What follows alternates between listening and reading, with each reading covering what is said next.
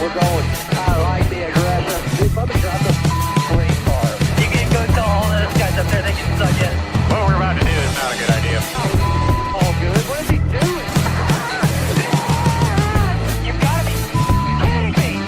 Half the pack is flying apart. It's so nice to see you at the line. Oh, pack of cars come piling in as well. Jump. Come in the line. Hello, come back on him. That was incredible. Dude, nobody better. Nobody. Hell yeah, guys. Oh man, what a week it has been, especially for I see all those Kiwis in the chat. That's your green flag tonight. It's not green flags, it's just Kiwis in the chat. They're green, at least on the inside. But welcome on in, everyone, to another episode of NWP. It was a wild week, you know. We're gonna ask the big questions, right? Is SVG unbeatable? Are the Zillbillies going to unite against him in Cup one day or anything like that? Are we going to just at some point end NASCOURT? I don't know. But before we go too far into it and I get into a really drawn out lecture or rant or whatever, let's bring in our co-hosts for tonight, Danny B and Eric E. Oh, wow. Eric Zoom is more like it. That's Trying what to I jump was scare the thinking. chat, our viewers. Did it work? Be honest, did it work? They worked on me. Yo, good. So how we Hey. doing tonight? Hey, man, I'm back from Jamaica. I am on Mr. Ballbuster. Oh, You didn't leave that one behind in America. That nickname stuck, I think, for a while. They all found out what B stands for. All right. Well, how are you guys doing tonight? We all good? not bad. Can't complain. You A know, long, exhausting week. before we get too far in and talking about stuff, last week we did do a thing about our picks, and we're going to pick points later, and we'll do all that. But I believe we made not a bet, but an agreement about lowest pick, right? And Danny, I believe you had SVG, right? Or did you? No, I did. You did. Okay. And I had Chase Elliott. So first and third. Eric, who'd you have? And where did he finish? Who did I pick last week? Someone I believe it remind me. was, as Kevin Hart would say, Busher. Oh, I did have Chris Buescher, and he got knocked to the back towards the end. So, So pay I up, lose, man. but I win. Okay, so I will. I wasn't prepared to do this live on the air. Well, We don't have to do it live. I'm just making sure we remember, because it's I didn't remember until somebody remembered in the chat. yes, no, thank you, chat, for reminding us. But yeah, no, we'll do that after the show. Yep, we're Yeah. gonna make the Word is my word.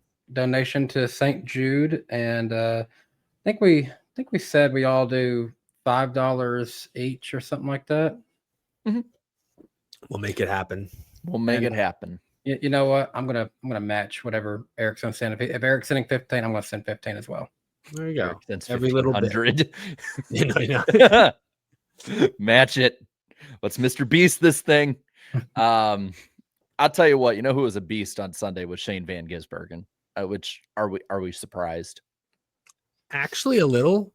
Like, and I know people in my comment section Sunday night were like, "Why are you surprised? He's won 80 supercars races. He's the greatest road racer in the sport." And I'm like, okay, everyone I listen to, from journalists to drivers like Denny Hamlin, I think pretty accomplished race car driver, kind of knows a thing or two about NASCAR, said that they expected SVG to be very good at Sonoma, maybe win that race, but not dominate it like he dominated Chicago, or especially dominated Mexico City. Shoot, Circuit of the Americas in the spring, he wasn't even the best car in that race. He finished 6th.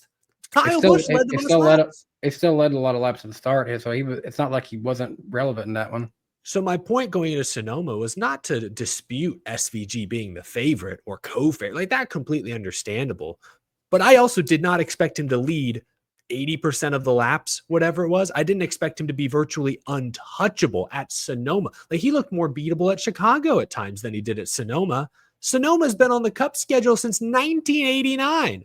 I rattled off those stats in my video, but like, Kyle Busch has 2,000 laps more experience at Sonoma than Shane Van Gisbergen. I get that Shane Van Gisbergen is a phenomenal road racer, but this familiar course for the NASCAR guys was supposed to be somewhat of an equalizer, and it wasn't.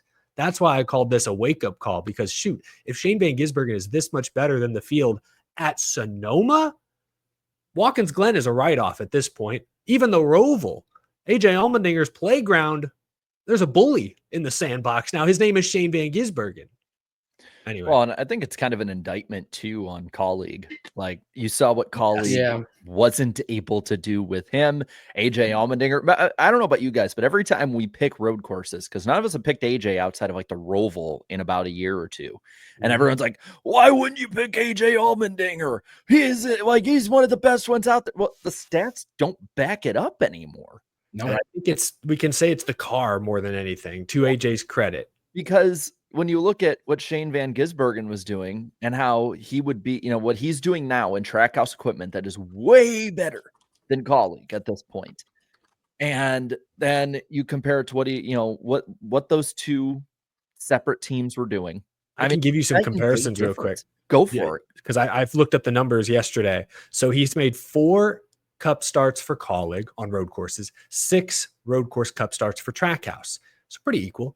He has 0 wins with colleague and a 17th place average finish. Some of that's inflated, like he got wrecked at Chicago last year. Okay, 17th place average finish. He has a 3rd place average finish and 4 wins since joining Trackhouse. So it's night and day. I mean, colleague versus Trackhouse, it's a D versus a B tier team at this point. They are not on the same tier. Somebody who we're not talking a little bit about right now because he hasn't been relevant on road courses in a while is the driver of the active driver with the most wins on road courses right now at 7. It's Chase Elliott, and that's quickly going to be in jeopardy by next year. That part's probably true. I won't say he's been irrelevant, but you're right. He hasn't won a race in a few years on road courses. He has not been the same Chase Elliott on road courses in the last few years. That is true. He did finish 3rd this weekend, though. So can he go out and get top 5? Yes, but is he going to go out and win it? I'm not going to bank on it right now. Only if SVG blows an engine or a wheel falls off. I mean, this is how I felt going to Lowe's, for instance, Charlotte Motor Speedway back in the day with Jimmy Johnson, where I was like, this is the house that Jimmy built, and it's a race for second. This is in a lot of ways how everyone felt about DEI back in the day when they dominated for like 6 years at super speedways, where it's like, all right, we'll finish behind Dale and Mikey. They got to blow up or screw each other over for them not to win. It's the same damn thing here at this point. And so there's been a lot of, I've noticed there's been a lot of chatter and I've noticed it's been a lot of NASCAR media making the chatter with a lot of it, with, I think, conflating two things that don't need to be conflated. One is the playoff talk, which everyone's talked about. We talked about it when he got his first win, all of that, and his domination. I don't think that we have to combine those things and those conversations to talk about it. I think the SVG and what he's doing is insanely impressive, right? It is. It's insanely impressive. It's the best drivers in stock car racing. The Cup Series, they're not usually dominated this much. Cars are closer than they've ever been. There's really no way that I think you can diminish the road course racing itself. On the other hand, we also know that the oval side of it, the other 30 races or whatever of the year, he's going to be a probably mid to lower tier guy. I don't think that we need to knock down on what he's doing now to like add to that conversation or take away or like different things like that. I feel like there's been too much just trying to chop everybody else's points down than actually appreciate how freaking badass this is. Yep. It is interesting because I see those same comments from people who want to act like his road course accomplishments mean little because, oh, well, at Dover this weekend, he'll be 25th. So that shows he's not really a NASCAR driver. I'm like, bro, he is quickly climbing the list of all-time Cup Series road course winners. He's going to be in the playoffs this year. With the playoff points he's collected and the way the Roval sets up, he could be in the round of 8 in October. Wouldn't be a shock at this point. So to your point, Jared, I agree. It's like people are using other races to somehow overlook what he's done the last 2 weeks. I think we can have two separate conversations. one of the conversations is, yeah, he's got to improve on the ovals to be considered a better all-around driver. But on the road courses, he just might be the best we've ever seen in this sport.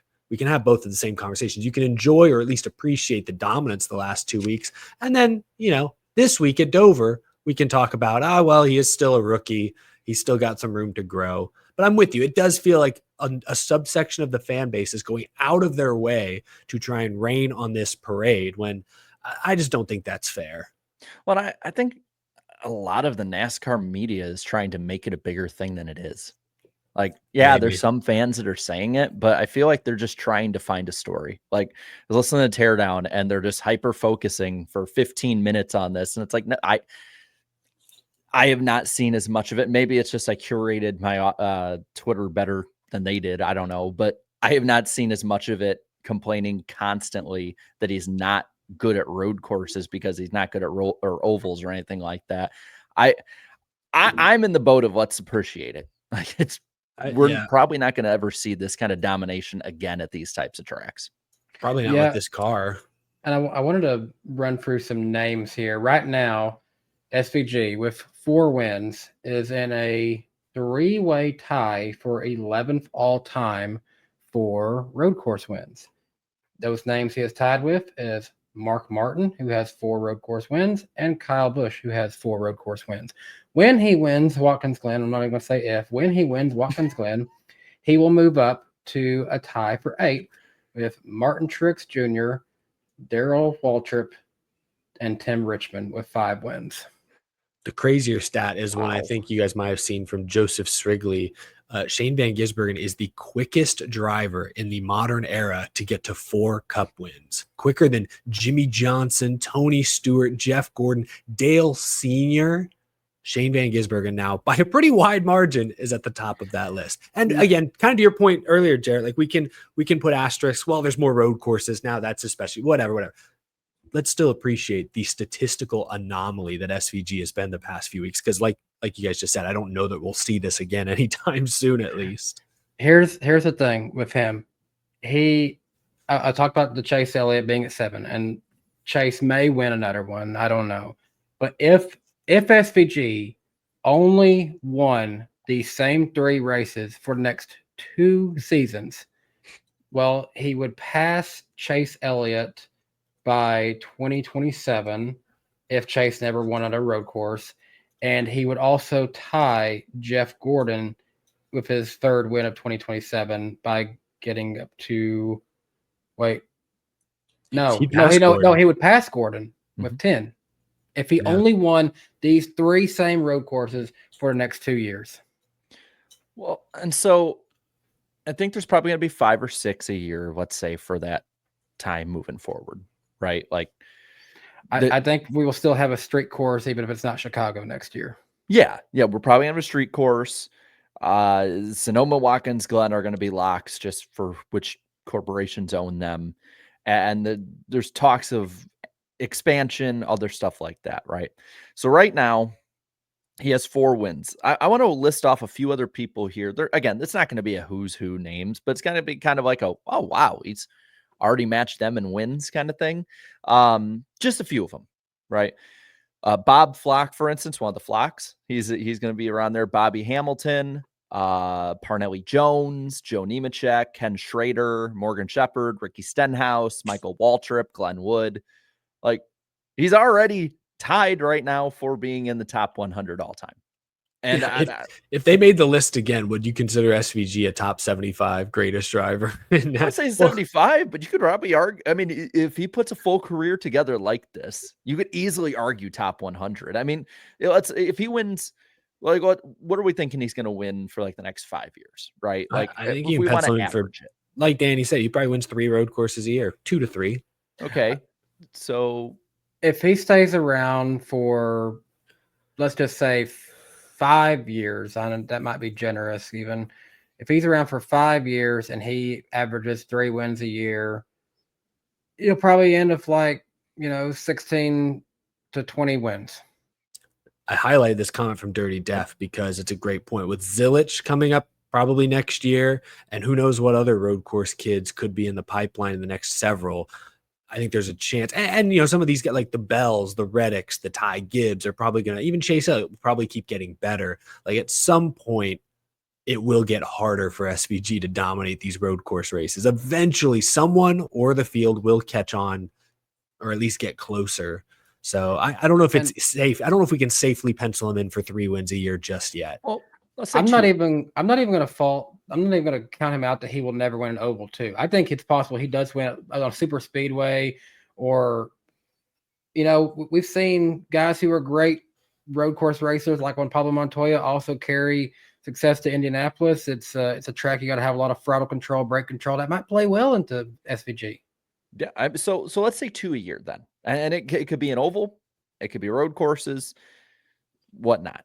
Let's say. So what are we thinking? Probably 5 or 6 more years he'll be around, give or take. Sure. At just being safe here. So let's say he gets 12 more wins. Oh, he'd be right up there with people like he'd be above Ernie Irvan. He'd be around or tied with the likes of guys like Curtis Turner, Ryan Newman, Casey Kane, Jeff Bodine, Greg Dipple. You got to get to 20. You get to 20 wins, you're in Hall of Fame consideration. Well, if he sets the all-time record for road course wins, I think that should get him in regardless for being the best road course racer we've seen on paper. I will say, I see people are saying, I'm looking at Jeff Gordon's wins. Jeff Gordon did that with only 2 tracks. He's getting to do that with multiple tracks a year. So it's a little asterisk there. Yeah, I did see somebody in that conversation bring up last week, I think it was, that Tony Stewart got nearly as many wins, and I think in like 12 less starts. He's at 8 wins. Watkins Glen, he had 5. Sonoma, he had 3. But there's Rogers in there who says SVG's tied for 88th in all-time Cup wins already with 4. That's appropriate. It's just, I'm sorry, I'm almost mesmerized by it. Like there's so many superlatives we can give it until we're just finally like, he's just really damn good. The thing that you and I started to get onto last week, Jared, or someone in the chat mentioned it, and it was a great point that I can't get out of my head is, I know it's hard to study during the week when you have a race after race after race after race, but considering the amount of public data that's available now, you can literally, using computers, using data, map out SVG's exact line, his exact throttle, brake, and steering inputs. And you could have done that for the last 2 years at Chicago even. And yet we saw 2 weeks ago, no one could match him. Not the young guys, not the vets. No one could match him. And he's still not in the best car. Like he's in a very good car now, better than he was last year. He's still not in an A-tier car most weeks. And he's making the field look foolish.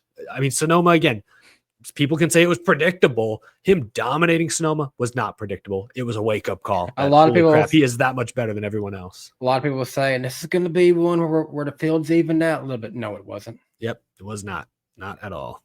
Yeah, and I think that with how damn good he actually did in the colleague equipment, I think that's for me. It's like if Trackhouse like hits on something, sure, like that definitely will add to it. And I think everything with that team is clicking. This team and driver were all made specifically for these 6 races. Like that's just they're going for the road courses that they get better as it goes. That's the goal. But the road courses are set up like this team is set up for the road courses to get into the playoffs, try and get as many points accumulated as possible beforehand, make it to the Roval, and then it's just all whatever happens. I'll just be interested next year if Zilich is in the 3rd car to watch 2 Trackhouse drivers sort of eat each other from the inside, like cannibalize these road course wins. You know what I mean? I don't know if he'll be like right. Granted, I said the same thing about SVG, and look how wrong I am. I don't know if Zilich will be like the quickest right off the bat, or if he'll need an adjustment period. But man, when he gets cooking, the road courses are going to be can't miss television. I just thought of this since I know Chastain got the win at Circuit of the Americas, and now SVG has all these wins at these road courses. Aside from Road America, as long as if they can win Watkins Glen and the Roval this year, Trackhouse will have a trophy from every road course. Cup trophy, you're right. I guess you're right. Yeah, aside from Road America, that's gone now. Interesting. Damn. Since they've came into NASCAR, if they win the next 2 road courses, they will have a trophy from every single road course. And Suarez also won Sonoma, so they have 2 from Sonoma. Oh yeah. Well, there's a lot to talk about with SVG, and we'll talk Zillich in a bit because that Xfinity race, the end of that race was cinema, and we'll get to that. Peter said no Indy road course. Forgot about that one. Well, but I want to say too, before we go to the main points, like I thought this race was actually pretty damn good. Like I know it was dominated, but there was tons of passing throughout. There was, yes, the storyline of being dominated and all of that, but there's tons of passing, tons of different strategy, comers and goers through the field. Like I thought it was a 7 out of 10 race. Yeah, it was good. It was pretty good. No, I thought there was decent strategy. And even the stage breakups didn't piss me off so bad because SVG was so damn good. He basically neutralized that disadvantage by winning stage 2 anyways. So no. And you got some chaos at the end that ultimately you still got the 2 or 3 best cars at the end were able to compete. So it didn't take away from the legitimacy at all. I will say the end season challenge, gimmick or not, it added more to this race for once that I feel like it hasn't had in a while. I'm double biased and double angry at the results of one because I had a prediction on the line as well. Yeah. Let's just talk about the GOAT here. Ty the GOAT Dillon, who just managed to get into the final 4 in the battles of Ty and also John Hunter Nemechek, the all ex or current or 2311 school of driving at this point, because that's a crazy fun fact. Yeah, all of them drove for him.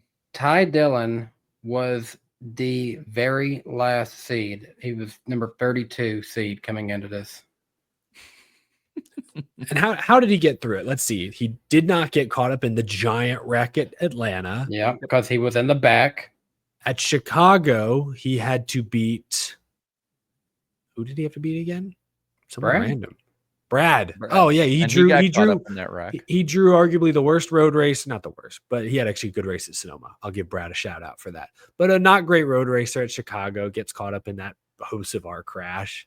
And then here he boots Alex Bowman out of the way in turn 11 on the final lap. To be fair, this is what Bowman fans have been getting mad at for months, not weeks, but months with his crew chief.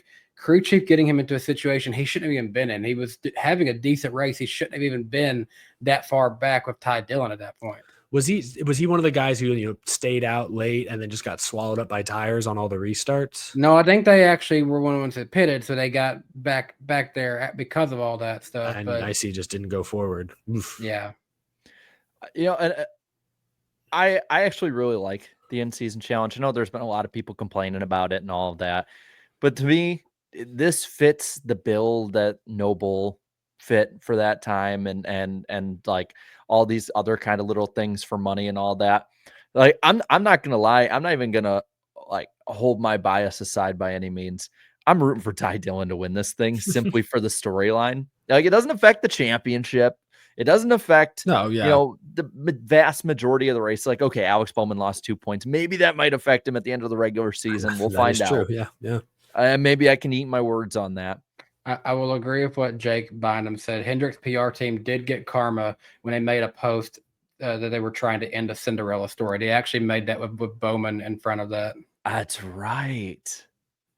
Yeah, I mean, I love it. It gives us something to talk about. Although I have noticed because pretty much all the big names have been taken out of the tournament, after week 1, I don't feel it's getting the buzz it might be getting otherwise.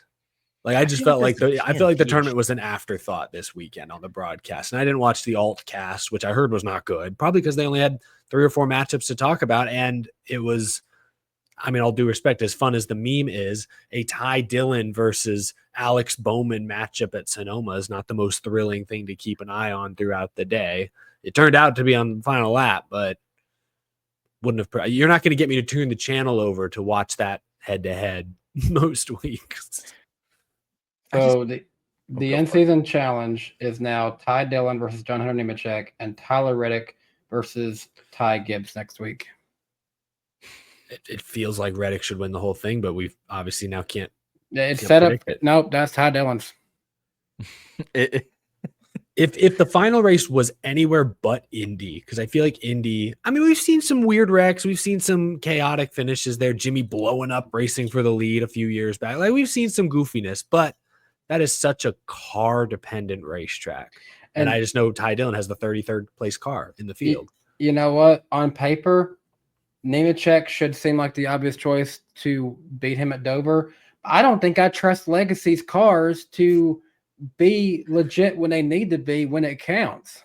Legacy kind of sucked this weekend. They were lucky they were facing each other in the Yes, they were bracket. So facing one of them still was able to move on because neither of them deserved to move on. Like if Ty Dillon just fiddlesticks around in 21st, but Nemechek is blowing his motor, he's fine. Well, I highlighted the comment, and we kind of talked about the broadcast a little bit, but I don't know about you guys. The last couple of weeks, cars have not been that loud on the broadcast, kind of muffled. I thought TNT did a much better job this week than previous weeks. I still think they messed some things up, and it wasn't great by any means. But I'm glad to see improvement, I want to say, on the broadcast front. It felt less sleepy this week than Chicago did, a little less jumbled and discombobulated. A lot of commercial breaks, I felt. And again, I'm watching on HBO Max where there's no side-by-side, so it's especially jarring for me. Thought the sound was, I don't know, hard to tell, maybe a little better. Sonoma's kind of a quiet track anyways because of how it's laid out and where the cameras are positioned. But they caught a couple of the big incidents and back and forths on camera live that they missed at Chicago. Like Chicago, everyone memed how they missed Bubba Bowman, even though they were trying to follow Bubba Bowman. I'm trying to, chat will remind me off the top of my head, there are at least one or two spins or incidents that they had cameras on in real time. And it was like, oh, shoot, there's one off the top of my head. Cody Ware. For whatever reason, they're like, let's talk about Cody Ware for a minute. Oh, shoot, his tire just fell off. I was like, what are the odds? They gave him the broadcaster kiss of death. The moment they mentioned Cody Ware for the first time all year, something insane and race altering happened. So like things like that. Some of that's just good luck, I suppose, but still, like it flowed better, felt more cinematic. I thought they were okay. Gosh, could you imagine if like they had been talking about and Cody Ware, Arby's has a big announcement. We talked about the Chicago race when they were having like a lot of Arby's promotion. Let's talk about him real quick on Arby's, and all of a sudden that happens. The tire's off the track. Yeah, he looks at the tire just came off, Danielle. He kept talking, and he's like, the tire came off. Dale was basically like, "Shut up, his tire's off." throw the notebook away. Stuff's going down. Also, kind of getting on the bad luck bus here. Ryan Blaney, I think, had his 7th DNF of the season. Did they give him? Did he get a DNF? Hold on, I gotta look this up. I'm pretty sure he didn't he? Let me see if they scored it a DNF. He might have. Yeah, they did. 7 DNFs. You know what? His initials are the same. He is officially not Ryan Blaney. He's Ricky Bobby, because if he's not first, he's definitely last. I mean, I just feel like he got used up by Briscoe. Briscoe early on, got kind of run into the dirt a little bit. Okay, whatever. Hard racing, restart. I get it. And then Chris Buescher, who's not a dirty driver, didn't do anything on purpose, just racing really hard, makes a mistake and gets into him. It just seems, though, that whenever someone else makes a mistake, it's Blaney on the bad end of it.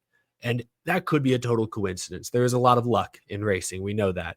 But it seems like it happens too often for it to be entirely a coincidence. My theory is that guys race hard around Blaney because he's all bark, no bite. And I know he made a comment on social media about how he was raised right, not going to wreck cars, wreck equipment. I get that. He did win a championship. Who am I to critique his driving style? But 7 DNFs on the year and no sign of slowing down. Well, I feel like at a certain point, he can't just let it go and talk it out. Like there need to be consequences so that guys don't feel like they can race full speed through the dog leg at Sonoma inside of him. You know what I'm saying? Like at some point you got to get in guys' heads, and he's not in anyone's head right now. Well, and you don't have to crash somebody to get back. Like you can door slam them or something. Just rub them, take their line away. Just this little thing. No, I'm not saying just go out and wreck people. I'm not saying that. I'm just saying he just start like a little bit of contact here, a little bit of contact there. I don't know. You be a little more assertive is the way I view it. But again, I'm no race car driver. Blaney does not have to listen to me. He's far more successful than I will ever be. It's just my 2 cents watching from afar, because I like Ryan Blaney. I picked him to win a lot of races this year because they've had so much damn speed, but they rarely get the finishes to show for it. And from my vantage point, it feels like guys take advantage of him whether they mean to or not. He did win the last concrete track we went to, though, in Nashville. So he's got to be excited to be going back to Dover this weekend. Great point. He's on my list of people to pick, but I knocked him down a spot or two this week strictly because I don't trust him to finish a race. Well, his average finish, it's okay. It's not something that makes me think he's going to win this one. He's going to average finish at 12.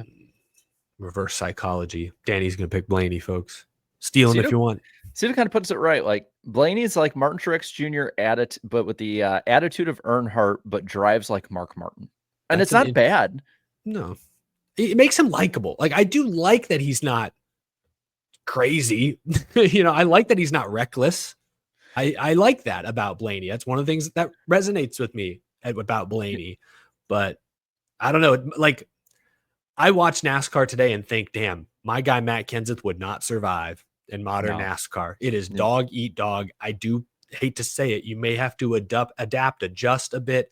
And, Blaney's not old, so I feel like he could still make that. He just might have to. It's the unfortunate reality of where stock car racing is now. These cars they're turned into bumper cars at times. It's I'd said on my post race stream this year's stat lines look like a NASCAR Thunder 04 career mode, where it's just gonna have some of the dumbest stat lines. Like Shane Van Gisbergen might have like 4 or 5 wins. Like let's say he has 4 wins, 4 top 5s, maybe 5 top 10s.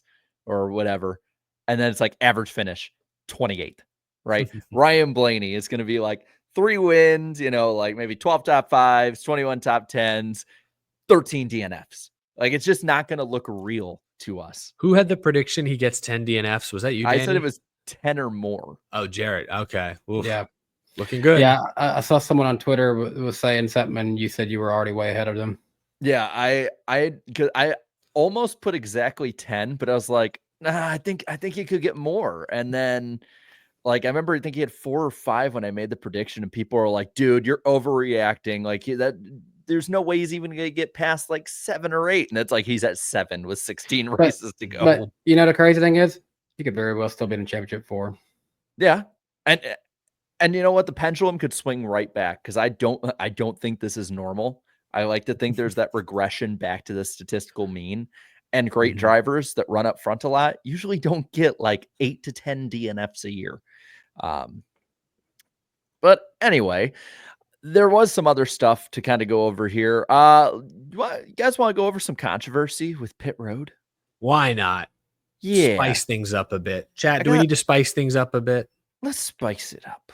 I think the chat will be on board. Let's play the video of it, actually. You have a video? We do. We have the receipts. We have the video proof. Yes, we do. We have that overhead cam from, I believe, Brad Keselowski's pit. Ooh. Oh, I know what we're talking about. So here's the overhead, and you'll see Ty Gibbs come in right there. Maniac! Arrest him. And the 16, they do their stop. You can watch the dance on pit road here. Nice. Look at that choreography. Honestly, it might be a little issue on the left side, but good stuff. Then, damn, here goes Mr. Castrol. Overall, he's at a 90-degree angle. He's right there into the pit. They're trying to push him off the cliff there. 6 and 54 crews get into it. And there's a fight. They're angry. They know they have lost to SVG. Got in 4K or 40p. But I don't get why are you fighting the pit crew member? That was Ty Gibbs, not him. He can't go fight Ty Gibbs now, can he? Ty's half a mile down the road. He can, and he just had to wait for him to come around the track and then get suspended after. I was about to say, last time a crew guy fought a driver, I think they got parked or sent home. It could have just said, Brad, hold on. We're not pitting you. We're going to go kick his butt. I got to say, though, I really don't see too much issue there. Like, I get it's a shallow entry. I know, Eric, you brought up that he entered more shallow than he had previously entered. Yeah. But I feel like if this is just about any driver that's not Ty Gibbs, Carson Hocevar, and maybe like Ross Chastain and Joey Logano after his attempted murder last year in Richmond, other than like those 4, maybe a couple other drivers, like I really don't think we're having this conversation. It's just that Ty Gibbs doesn't really have as much goodwill to give. So I've heard a bunch of people say that, and I disagree. Yes, Ty Gibbs has a history, and I think that should result in a closer review than NASCAR taking 5 minutes in real time and saying, "Oh no, it's all good." Like, no, because of Ty Gibbs' history, there should be a review. But the reason this is a conversation is not because it's Ty Gibbs. It's because how often do you see a front tire changer go fight another front tire changer in the middle of a race? He obviously reacted like Ty Gibbs did something egregious. I'm no pit road expert. I don't think Ty Gibbs broke any rules, black and white. He's allowed to enter his box there. I agree, though, with, oh, shoot, who said it? Joe, was it Logano? No.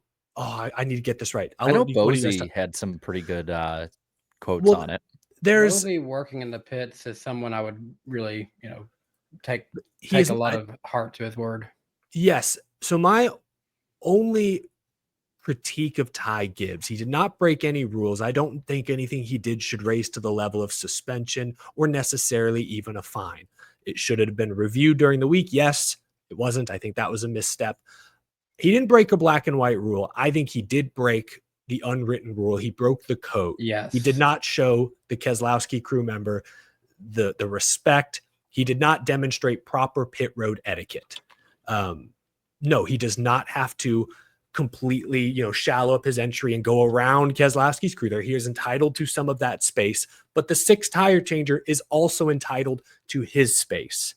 It was a little bit of bad timing, a little bit of Ty Gibbs being a little greedy, pushing the issue. I don't think he broke any explicit rule. I think he did not show the 6 crew the respect that they were expecting, and that's why they reacted negatively. And considering Ty Gibbs's rocky pit road history, I think that should have drawn a closer review. I'm not sure I would have penalized him, but he should probably be talked to. Hey, maybe don't cut it quite so close in the future.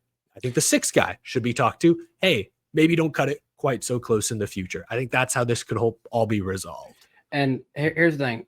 With who he did that to, if he does that to Chase Elliott, Kyle Larson, they're probably not going to be too happy, but they're probably not going to, hold that above him. You did that to Brad Keselowski. That's his employee. That's someone who works for him that you cut it that close with.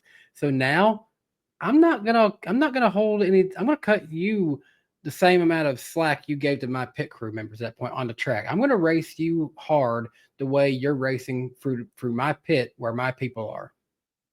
Oh, and I do want to say I agree with Eric that I do think they should have reviewed it just to be sure. And I think I said that after the race too. Like they'd said they hadn't or weren't going to review it again, I should say. I think they should have, just as a precautionary measure, just to make sure. Because if he did, for some reason, do it on purpose or some evidence, I would want NASCAR to do their due diligence with it. I am glad, though, they didn't penalize the crew members for having that scuffle on pit road. It wasn't a fight. Yeah. It was just a scuffle, a tussle, if you will. Because they've done that before. And it's like, no, if you're in the heat of the moment and you think you've been slighted and your tire did get hit, you could get hurt. Like, I don't think that should be really held against them, especially since no one got hurt in that fight or anything like that. So I'm glad that NASCAR didn't go overboard on that either. And the only reason I really would want a review, because again, I don't think anything Gibbs did was egregious enough to justify a penalty. I just want a review because that at least sends the message to Ty Gibbs and to any others that we are going to take pit road contact very seriously. Don't think you can, bump a guy, cut it super close, and we won't look at.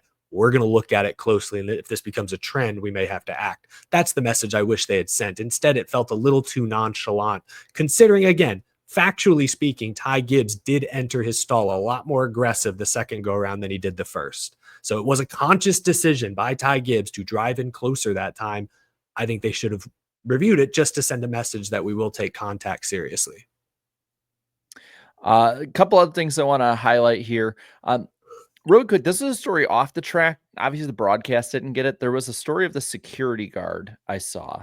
Yeah, I saw something. You sent that in our group chat.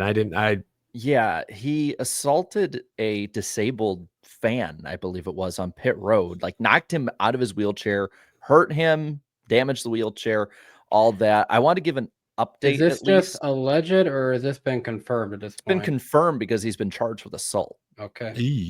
This track and people in power did actually address that. I saw it was getting a little bit of traction on social media, and the track, local authorities, everyone got that.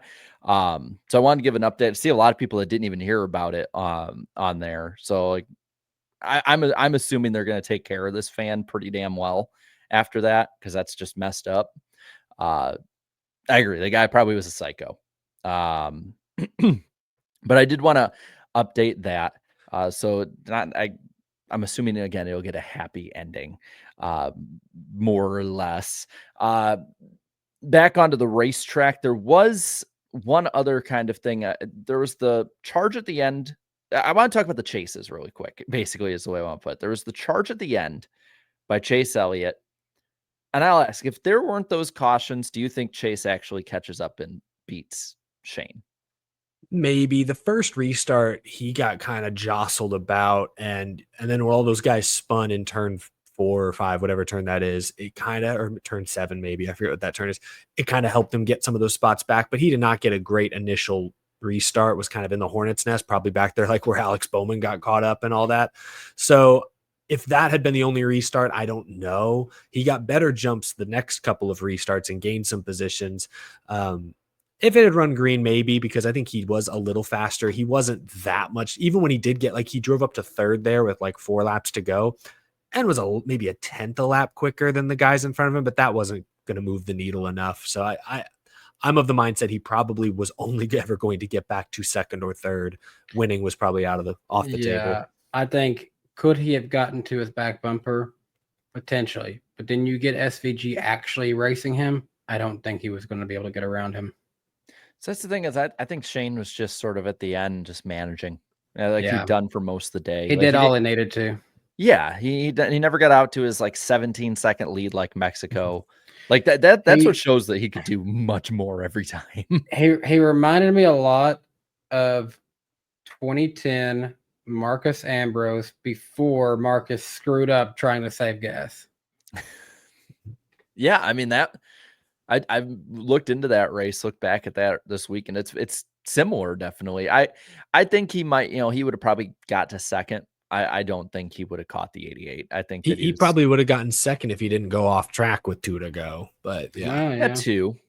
But the other Chase Briscoe, who I think, Eric, you had posted the stat, like never had like a lap in the top 5. Yeah, I was just looking up his recent road course results, and I'm looking at the list, and all of a sudden, like, he has never, like, wait, his best finish is 6th. I'm like, he does not have a top 5. He's had some good finishes, top 10s, but no top 5s until this weekend. Qualified front row, finished P2. I mean, that's the best you could do. I think he said it best after the race. He was like first in the non-SVG class, essentially, which, I mean, that's a small win in itself, I suppose. Well, on even tires, too. I don't think there was really anyone that was going to go up and get that 19 either. Like, it was the 88 in his own class. The 19 pretty much had his own class. And then it was the rest of them from third on back, which is super impressive.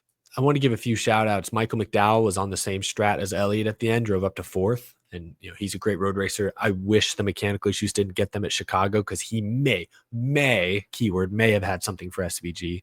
And then I wanted to shout out Kyle Busch, 5th last week at Mexico, 5th at Chicago, 10th here at Sonoma, back-to-back top 10s. And I gave him grief earlier, so I want to make sure I give him a compliment. Brad Keselowski, 11th, ran top 10 most of the day. That's good for Brad, especially at a road course. Just want to mention that. Well, guys, you want to go and see what the cut line looks like now with 6 races remaining? Oh, gosh, I'm scared. Yeah. All right, let's get it. Be very afraid. So 6 races to go. 14th, Chris Buescher plus 34, Bowman plus 32 and 15th. And the gap between 16th and 17th, Bubba and Ryan Preece, actually didn't change. It was 3 points before the race.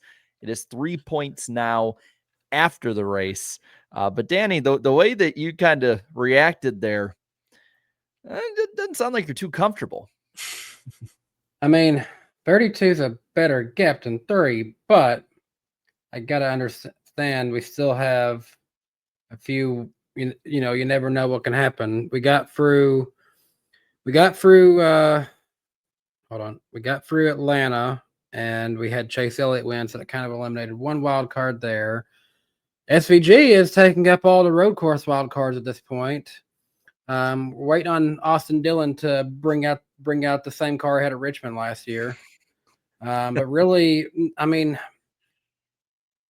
I still feel like there's a chance maybe Bowman can finally bring out some strength, and maybe he can actually get a win too. But Dover's a good track for him. It is a good track. He has a good average finish here. I was looking into it. I don't know, man. Daytona still feels like that's the real wild card right now. So maybe he's okay. He's gonna cut it close. Jared, can you throw that graphic back up on the screen, the points graphic that you just had?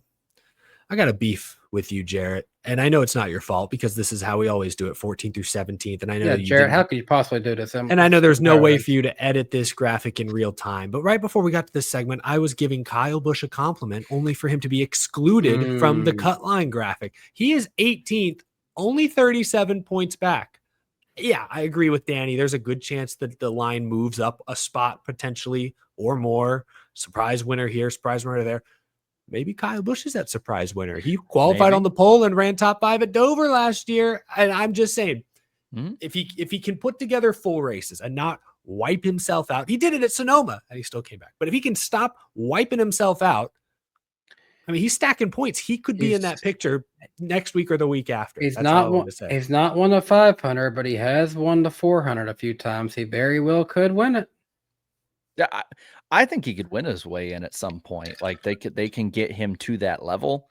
I don't think he can point his way in. Probably not, but probably not. But maybe. Hey, you know what? Maybe if they actually give the guy who has a history of being great at RCR, the good car at Richmond, I should say, at RCR, the good car at Richmond. Give him the JGR setup this year. Yeah, give him I mean, he's used to it. He's won there. Like, throw that graphic back up again, Jared. All right. Or you know, Bowman and Bubba, not exactly the most consistent performers. They could keep hemorrhaging points, and I'm just saying. I wonder what David Bell means by his super chat. He says he bets the cut line will look different after Dover. What's he thinking? Kyle Busch? No, I don't know. I mean, it could be Priest getting in. I mean, Priest has been good. Priest has been good too.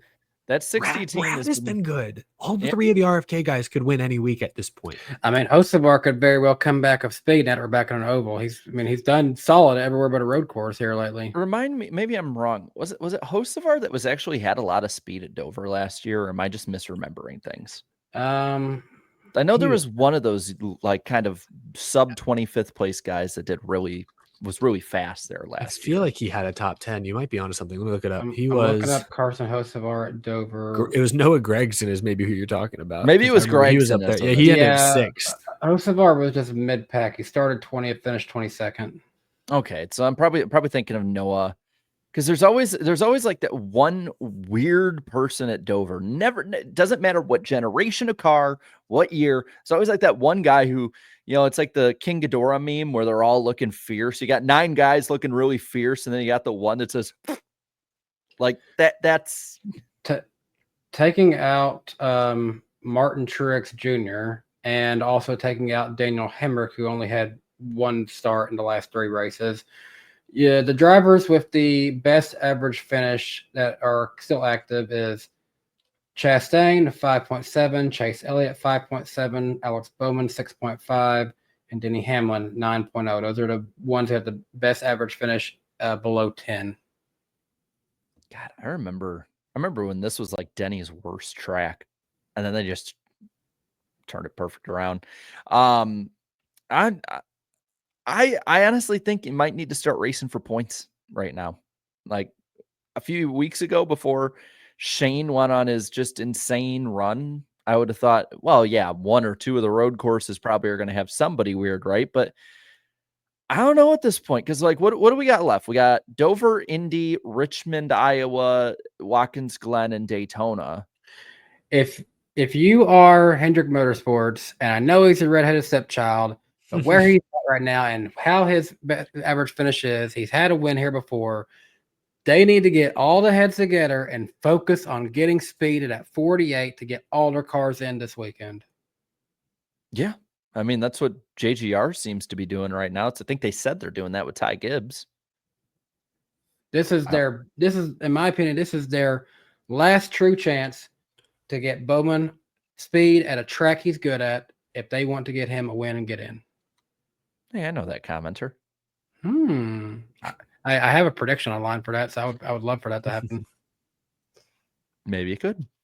We'll talk more about Dover once we get there, guys. How about we go over to TV ratings land? You all good with that? What Let's other do it. choice do we have? We could leave. You don't have a choice. Looking at the Cup ratings, Cup race scored a 1.09 rating and 2.189 million viewers, about 2.2 million viewers. Surprisingly, actually, that was above Chicago, which Yeah.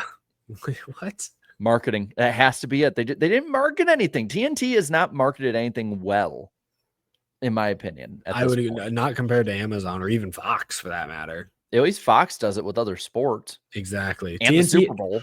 TNT did it again over the NHL and NBA playoffs a bit, but those both ended over a month before the TNT NASCAR schedule started. So it was not like immediate. Kind of wishing if they had to have signed with any TV network during this point, they just would have done 5 races on the CW. Anyway, did I tell you all about when I was in downtown Fort Worth months ago, and the buses in Fort Worth were wrapped with NASCAR on the CW advertisements? That's wild. It was the most random thing I'd ever seen. I should have taken a photo. I saw like 2 of them. So I don't know if it was every bus, but it was at least 2 of the city buses. That 2 buses. So 2 buses. That's better. That's 2 more things than TNT did. I'm just saying, CW is just throwing their money at nonsense. that was in Fort Worth, you said? Yeah. Well, that's crazy that they're doing that, because there's an ACC school in the Dallas area, and ACC is on the CW. You'd think they would be prioritizing that. Maybe in the fall they will. There is a racetrack near Fort Worth. Obviously, the track is in Fort Worth, but still, I was like, wow, okay. So this obviously was down from last year because it was on Big Fox. 24% decrease, which actually is less than I expected and less than usual. So I guess you could say decent in that regard. The biggest comparison you can do is to the last time they were on cable, which was 2022 on FS1. This was only down about 2% roughly from then.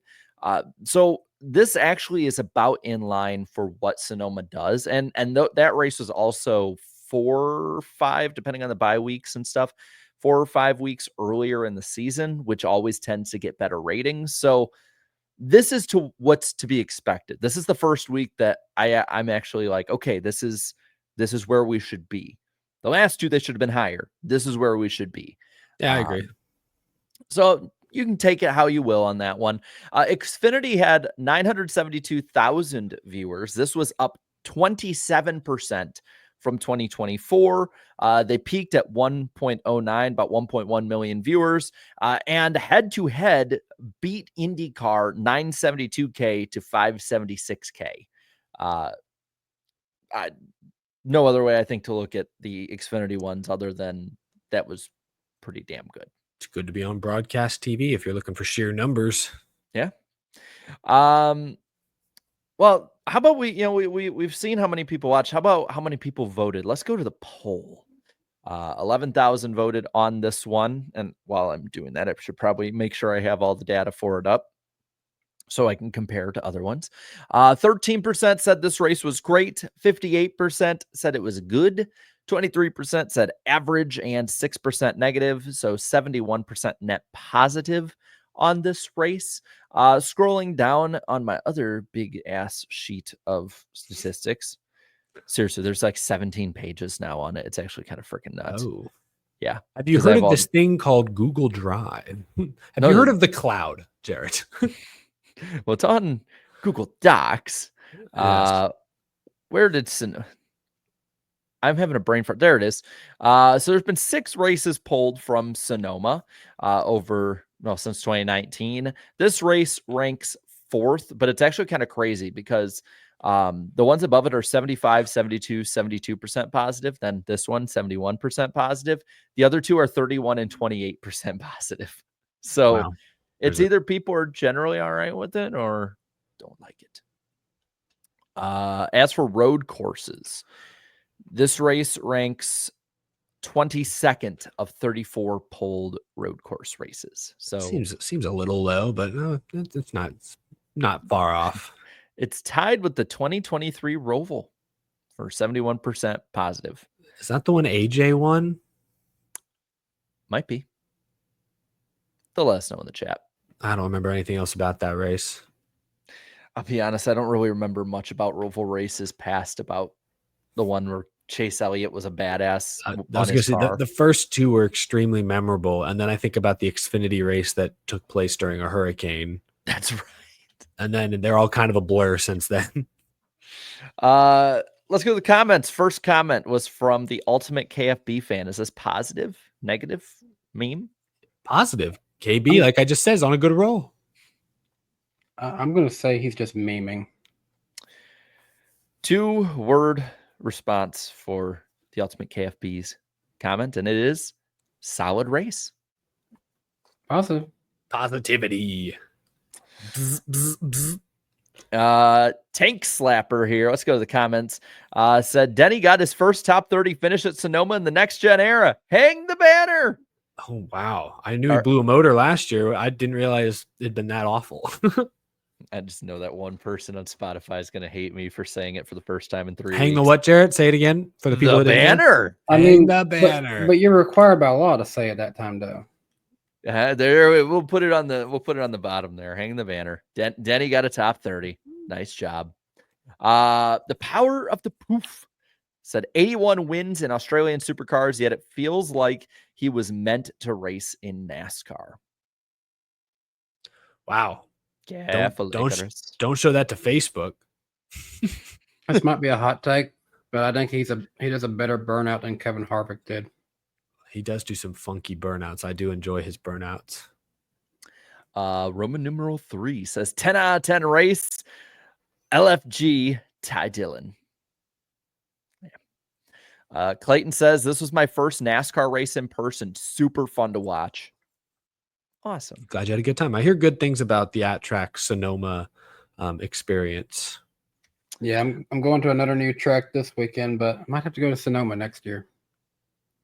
ZH2 Motorsport says SVG got more wins in 1 year than Chase Elliott has in the last 3.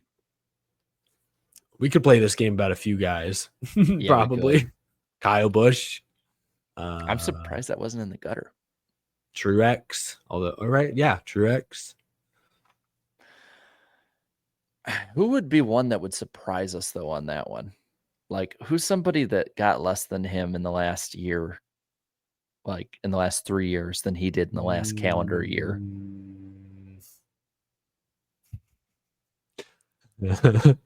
Say it. I know you got one. Say it. Say it's just Daniel Suarez. That's why he doesn't have a job next year. But that just sounds mean. From the top rope. At least you're honest. Oh man, chat's coming for your guy, Danny. It's not even me. I mean that's fine. That's fair. We could be like that one dude on every Adam Stern tweet that says how many days it's been since Bubba got a win. Like, it's went from annoying to kind of stupid to, at this point, like, I'm actually finding it entertaining when I see his tweet. Professional hater is like, that's a respectable profession nowadays. I just love, because he'll say, like, you'll see, like, NASCAR in talks about doing this. So are they in talks yet about the fact that it's been 1,072 days? And I'm like, okay, that's actually funny. Like, at least he's sticking to the bit. Yeah. Yeah. And it's the thing, it's not going overboard. It's just enough just to piss people off. I respect. I literally just say that's just bait. He's just giving you the bait. Oh, totally is. He's been doing. I wonder if he's been doing it for that 1,000 and however many days. I'm not going to look into it. Matthew here says crowd was non-existent at the track. Turn 3 was a ghost town. It's kind of looked that way a couple of years now. A lot of gaps in some of those grandstands. I hear good things about the outtrack. Everyone says it's beautiful. Obviously, nice area of the country. But yeah, they don't get great crowds. They have not for a few years now. And then Joe here says they made up for the lack of cautions for Xfinity. 7.5 out of 10. We'll talk about Xfinity in a minute. Now for the gutter comments. Bruce says, goodbye, NASCAR. Goodbye, Bruce. Is Bruce? See you later, Bruce. Is it Bruce the Shark? It's not. Hello. It's not that guy Bruce who sometimes is in our chat. It's I like seeing Bruce here. It's not billionaire playboy Bruce Wayne, is it? You know, I've never seen him and Batman in the same room together. Just saying. See, that's some of that tinfoil conspiracy theory crap. I know it sounds crazy. but you That never know. you sound like those people that always talk about when Peter Parker is taking pictures of Spider-Man no one else can get. But hey, how does he get such good camera angles? How does he get such up close and personal shots? And- Photoshop. Oh, hey, there's Bruce Morgan in the chat. Hey, Bruce. Not me. But no, and you're telling me that Clark Kent is just happens to be out of the office every time Superman is doing something? What's going on? Clark Kent's a chill guy. Now there's no way he's not hiding anything. No, I trust him. Dude, we go get beers every Friday. He's chill. Way off topic, but do you know that when what's his name played Superman, not the most recent one, but Henry the one Cavill? Yeah, Henry Cavill. When he was cast as Superman, he actually went out, sat underneath the Superman poster with him on it, and just put the glasses on, and nobody came up to him or recognized him for like 3 hours. Just like Matt Crafton at Nashville that year. No, I think they recognized him and actively avoided. Stay sick here in the gutter says boring like all road courses. Might as well not watch them anymore since we all know SVG is going to win every one of them. But the Avatar is coming. Connor Zilich. Did you see? Danny, you saw that. No, Sonoma. Well, no. So me, Danny, and Peter have this group chat, and I think was it Peter or you, Danny, that put the meme in there? I think it was Peter that did.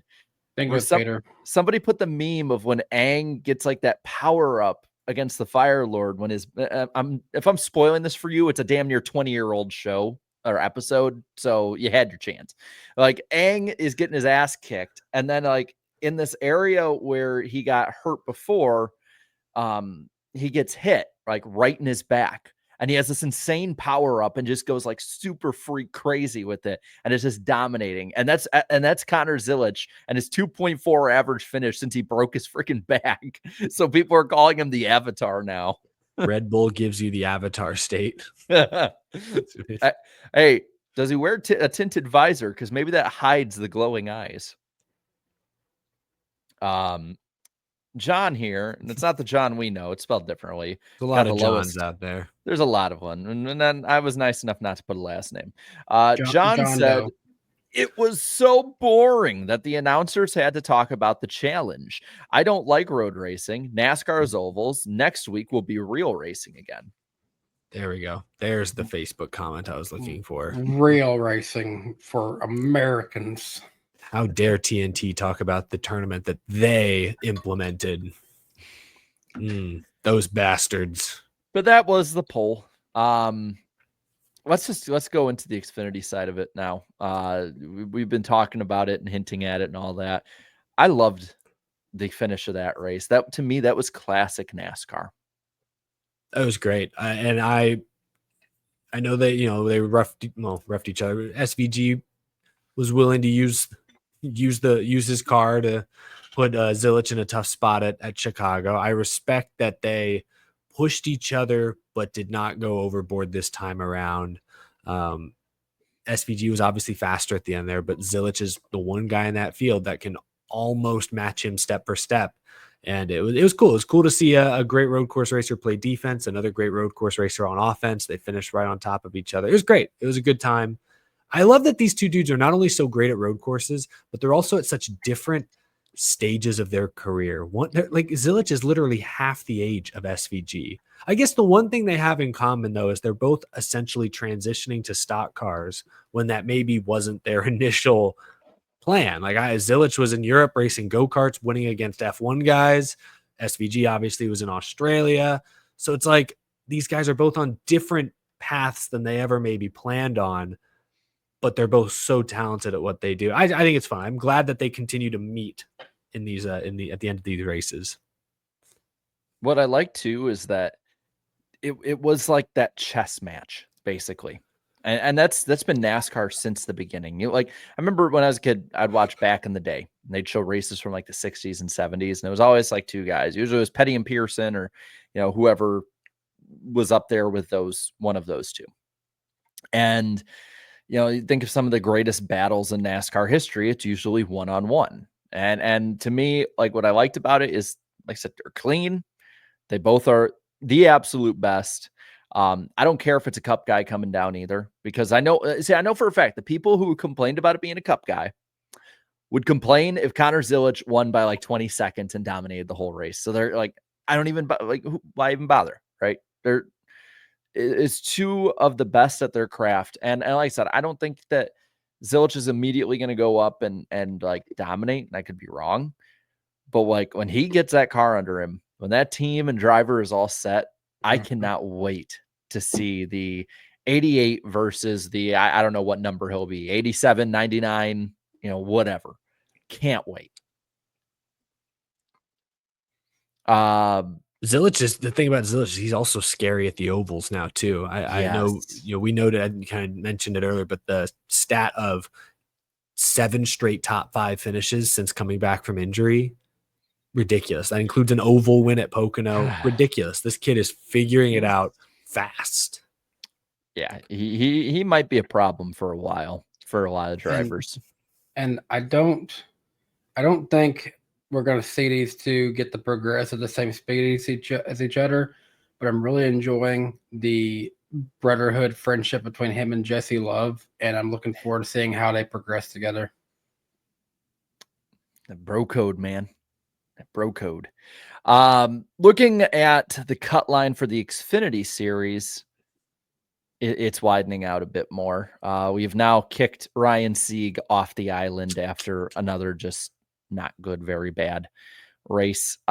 Sheldon Creed is plus 54, then Taylor Gray plus 22, and Jeb is 16 over Harrison. Battle of the Burtons. I think the dream of having both the Burtons make it through, I won't say it's dead, but it's going to need a lot more help now, I think, at this point. Harrison Burton could win Daytona, and Taylor Gray could become dog crap. That's what I was going to say, is Jeb could leapfrog Gray, and Harrison wins Daytona. Bada bing, bada boom.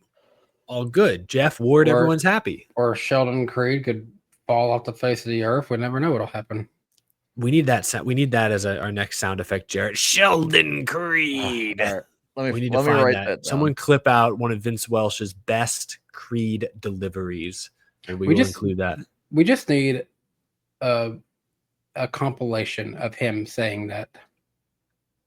The Dirt Derby. Creed. God, it always sounded like he was so constipated. Vince. I hope Vince is doing well wherever he is. Would you rather take Vince or Jamie Little? We've had this debate. I would take Vince Welsh. Yeah, same. But that's like, that's not exactly. It's the lesser of two evils. Yeah, I'd take neither as a great. But they were both elite on pit road and in other departments. I know I showed it on the bottom line, but I don't know if you guys remember or not. So I'm going to ask a question: who was the best of the rest in the Xfinity race? The best. Who finished third behind the two dominators? Oh, I know. Oh yeah, Sawalich, right? Yeah, first top 5 of I think of his Xfinity career. I might be mistaken. I mean, I've been saying as wacky as that cutoff line is, he's still in a JGR car. You never know what can happen. 100%. And I think Sawalich didn't he win the ARCA West race this weekend? So I think he's just really good at Sonoma. I could be wrong. I think he won the ARCA race. That was a great race. No one, I think he had ARCA. They've raced it. They race at Dover, don't they? Still, yes, they do. They will this weekend. Do we know? Did Sawalich win at Dover when he was racing ARCA? Probably. He won a lot. His ARCA numbers are insane. This could be a track that he could legitimately have a chance to win at. How would that shake everything up too? Then I mean, it basically we might not get either of the Burtons if that were to happen. He's in a JGR car, like he should. It's like Eric was saying about the predictions last week. Like a monkey could win in that damn thing. He finished 17th at Dover last year in an ARCA race. Must have had something go wrong. And then the year before that, he did not run Dover. So, okay, his Dover record is not good as things currently stand. Well, that could change. But that'll do it, I think, for the Sonoma weekend. How about we go into our first Super Chat stage break? Let's do it. I got a timer for you. All right. First one here from Bailey says, if NASCAR 25 is using AI ratings, SVG better be a god on the road courses. For, Yeah, for sure. we'll talk about that in a bit, but yeah. I remember in the Technics games where they used ratings for each individual kind of track. Ambrose would always be the one of the best on road courses. Yeah. We'll talk about that in a bit when it comes to the game. Alex for the 2 says, to quote Michael Roots, Kiwi. I probably didn't do it in the same cadence, though. Probably not. Bailey says, all hail our savior, Ty Dillon. All hail Ty Dillon supremacy. It's only one God, Bailey. It's not him.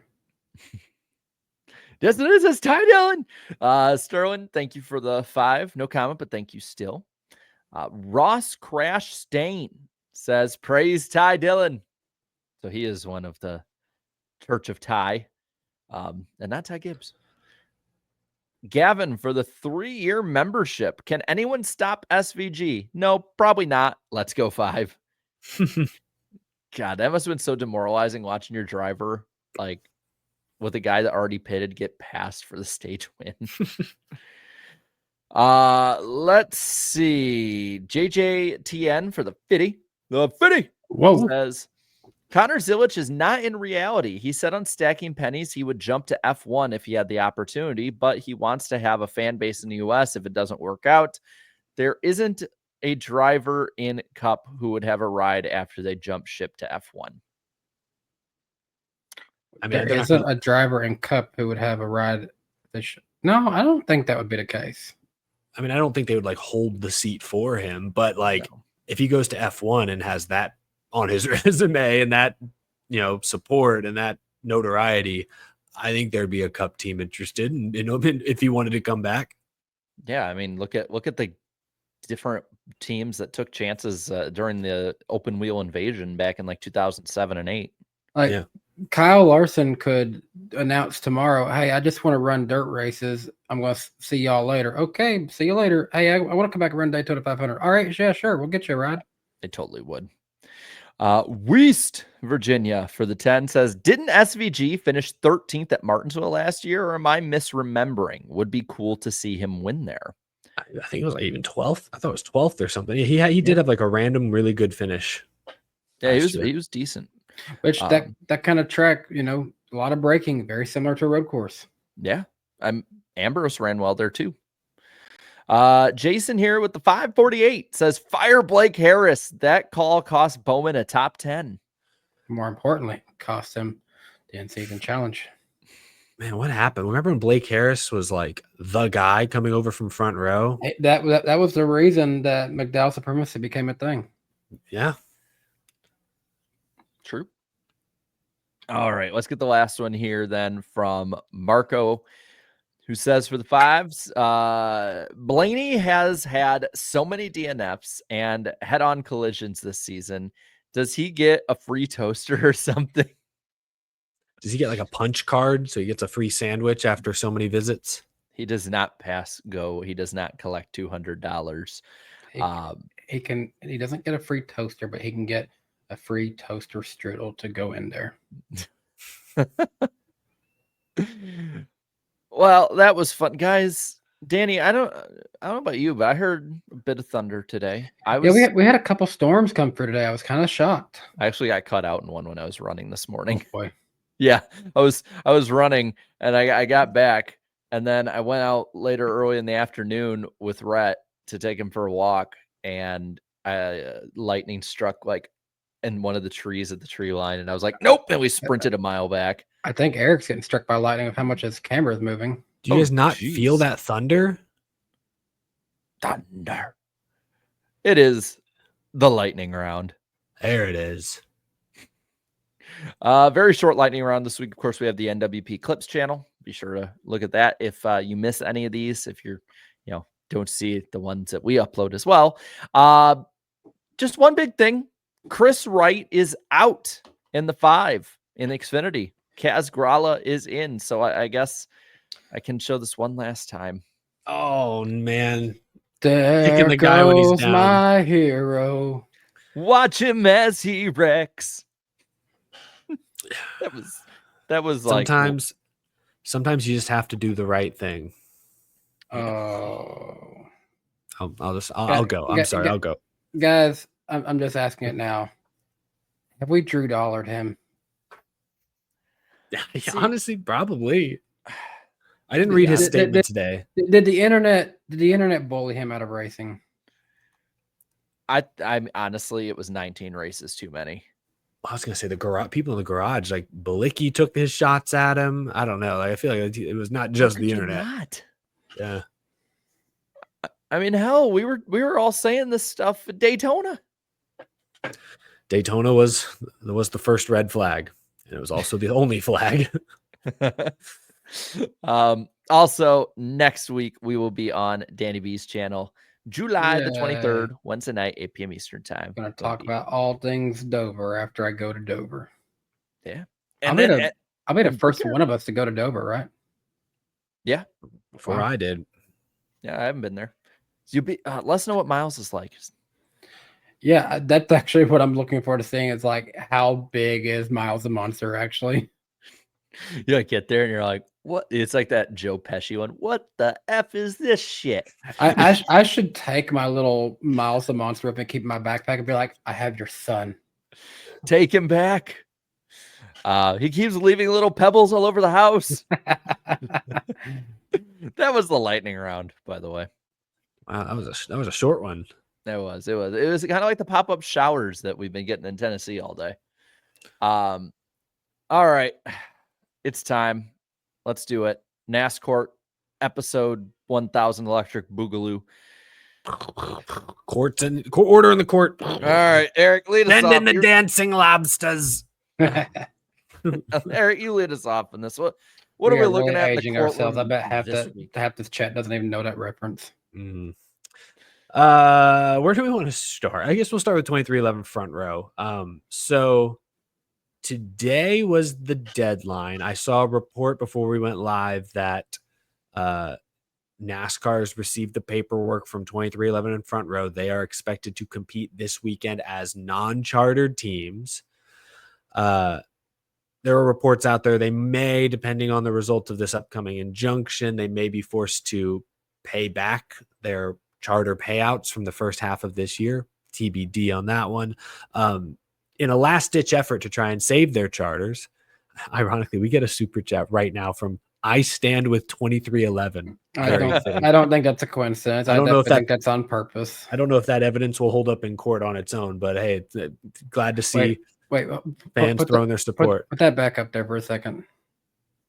I love how you just randomly see Wikipedia right under the logo, like they just put that together in last second. They screenshotted it. Where was I? So this week, in sort of a last ditch effort to try and delay their charters being rescinded, they filed a new injunction with new evidence. They claim that NASCAR has told them, hey, as soon as we get our charters back, we're selling them. And the teams are like, well, hey, if they sell those charters to any other team out there, how are we ever going to get them back? Things get way too complicated. We need an injunction. We need relief to ensure that they will not sell those charters at the very least until this case is completed.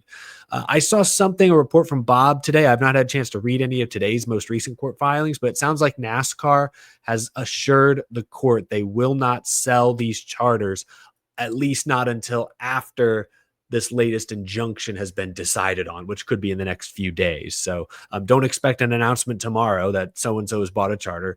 That doesn't sound like it's happening. But next week, depending on the results of this injunction, I guess it could.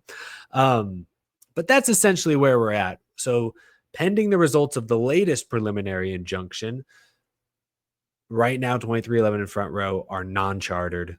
They might be able to keep their charters this time next week. I'm leaning towards they probably won't. You know, the last time when their charters their injunction got overturned a few weeks ago, the judges essentially said, hey, you cannot have your cake and eat it too. You can't sue NASCAR, but also get to reap the benefits of the charter agreement that you would not sign.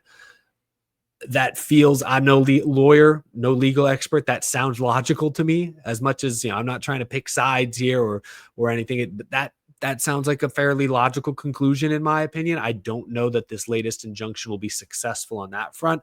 Where I think this latest injunction / restraining order could be successful is they may successfully prevent NASCAR from being able to sell these charters until the trial. Like they may be able to get like a restraining order for the next 6 months saying, hey, we're not chartered, but you also can't sell those charters until the end of the year. I don't know if you guys have anything to add, but that's in a summary, more or less. That is the latest development there. Thoughts?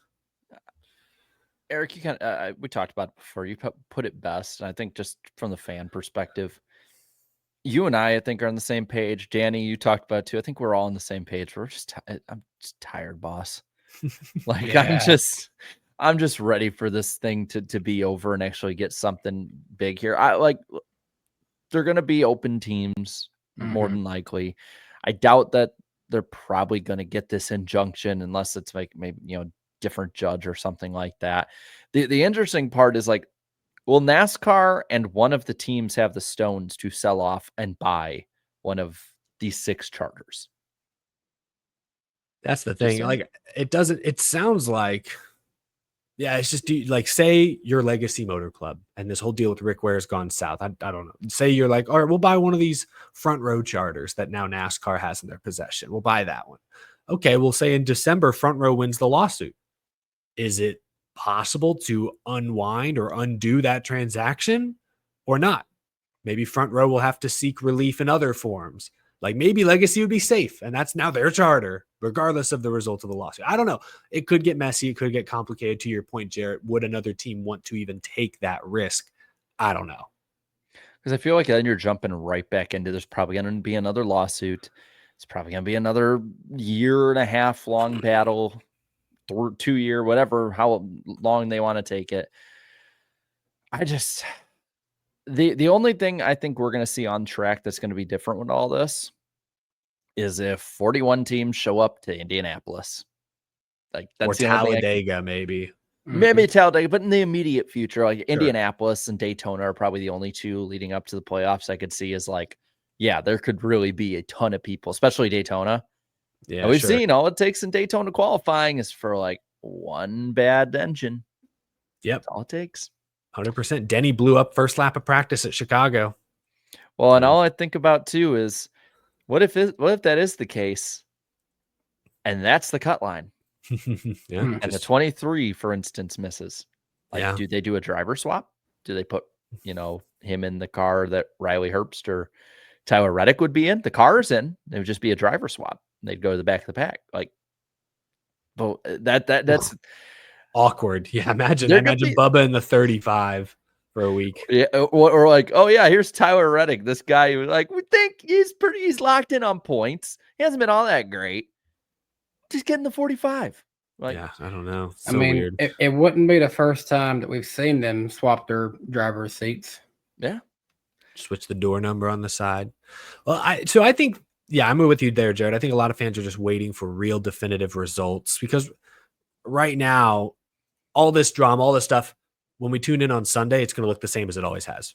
Yeah. Reddick, Wallace, Zane Smith, they're all going to be in the field. They're all going to race as normal. Their playoff eligibility has not been upset. 23-11 in front are making less money out of this weekend, but like the fans never see that anyways. So I think once it's all said and done, either settled or decided on in December, then the sport could be transformed for good or for worse. We don't know. Then people will take notice. But until then, it's just details. It's tedious. It's extra steps. I find the Legacy Rick Ware case in some ways more interesting, especially with some of the stuff that came out this week. So, oh man, I'm going to try. I did this in a video today, but I was able to edit it and record it and practice it. I'm trying to do this off rip now. Sure. The Legacy Rick Ware saga is more interesting than we originally were led to believe. So Rick Ware has 2 charters. Legacy believed they had entered into an agreement to buy one of those charters for next year. They signed it and everything. Then Rick Ware says, no, wait, you changed the dates. This was supposed to be for 2027, and it's not supposed to be this charter that we're going to have to lease. It's supposed to be this other charter, 2027. So they back out. Legacy says, hey, you signed this. You can't back out. They sue them. Okay. Rick Ware countersues Legacy because I think they were mad about mean things Jimmy said about Rick Ware. I don't know why they countersued. They countersued for whatever reason. It's America.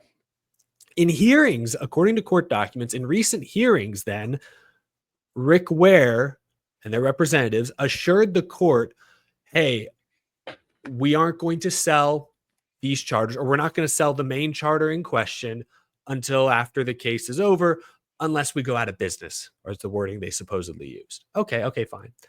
And then they turn around and sold it to TJ Pusher. Then all of a sudden, TJ Pusher, yeah, I bought both charters.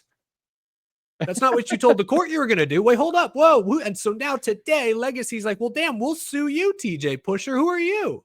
What's going on? And then the added wrinkle that was discovered this week, TJ Pusher was the guy brokering this deal between Rick Ware and Legacy that went south. So there's a lot of interesting wrinkles here. My read of the stuff today, this week, is that Rick Ware's screwed. Again, I'm not a legal expert, but it sounds like Rick Ware messed up.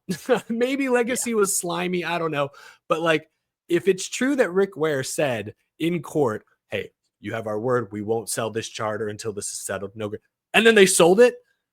I mean, the evidence, like that feels like, I don't know, a violation of some kind. Let's just say there was a judge quoted basically saying as much that, hey, if this actually is true, that's a problem. So I don't know if that means Legacy wins by default. I don't know how that works. All I'm saying is that it sounds like Rick Ware may have backed themselves into a corner. What will the end result be? I don't know. But I find that one almost more interesting now because we may see a more immediate resolution, I guess. I don't know. I just sort of riffed on it. Reaction. This is one for me where I feel like there's been actual laws broken here at this rate. Like this isn't just like, oh, you maybe violated something that we said. Like, you know, they're asking me to look up perjury right now. Yeah, I don't know if that's how it the words used were like, oh, maybe they misrepresented their intentions in court. I don't know. Do you want the definition from Oxford? Sure.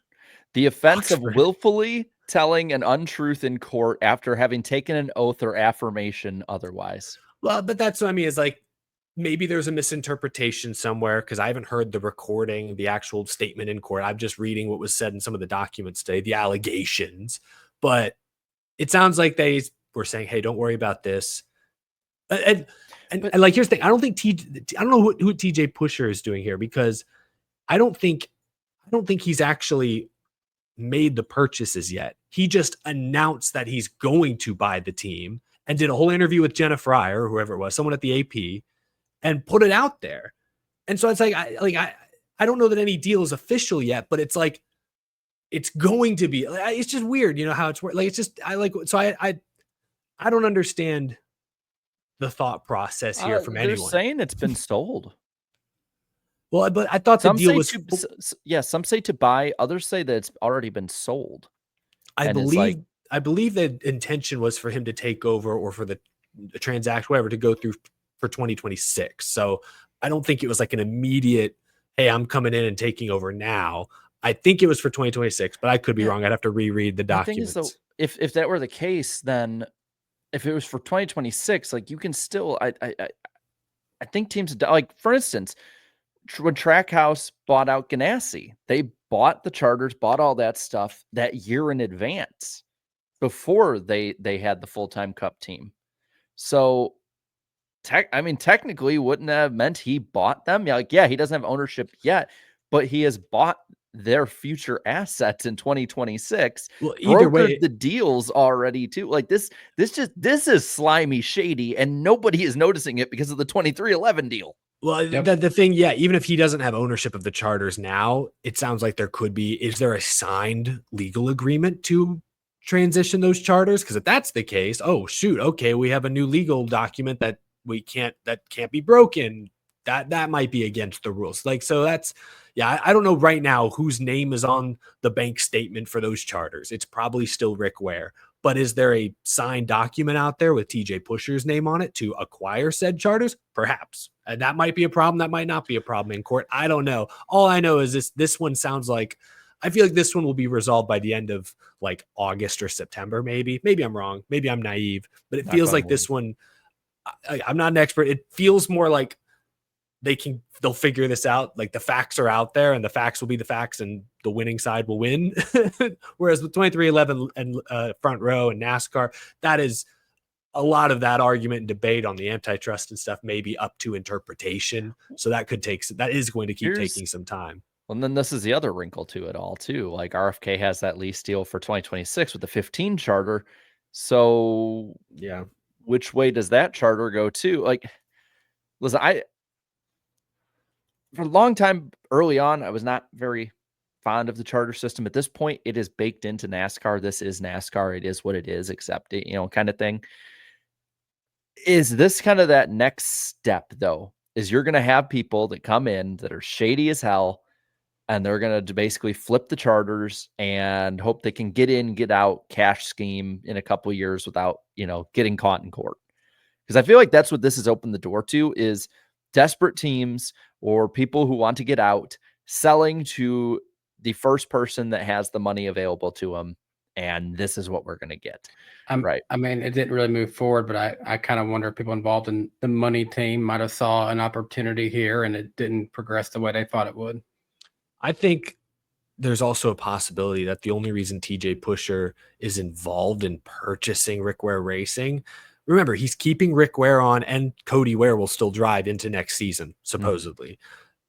Part of me wonders if he only bought the charters as a way to fudge with this lawsuit, maybe cover their ass in some way, potentially nullify elements of the previous agreement that's in question. Like there's also part of me that wonders he may not really be in it to be in it. He might be in it because this is now the contingency plan since the initial deal went south. I don't know. Like it's also murky. It's interesting. This one, at least, we all have to be careful with our word choice because I don't want to get things wrong. This is obviously very serious legal proceedings. I don't, and none of us are experts, but it's more interesting to sort of like, I don't know, like think about where are these guys coming from? What could happen next? This one feels, again, more immediate than 2311 front row. That's taking forever.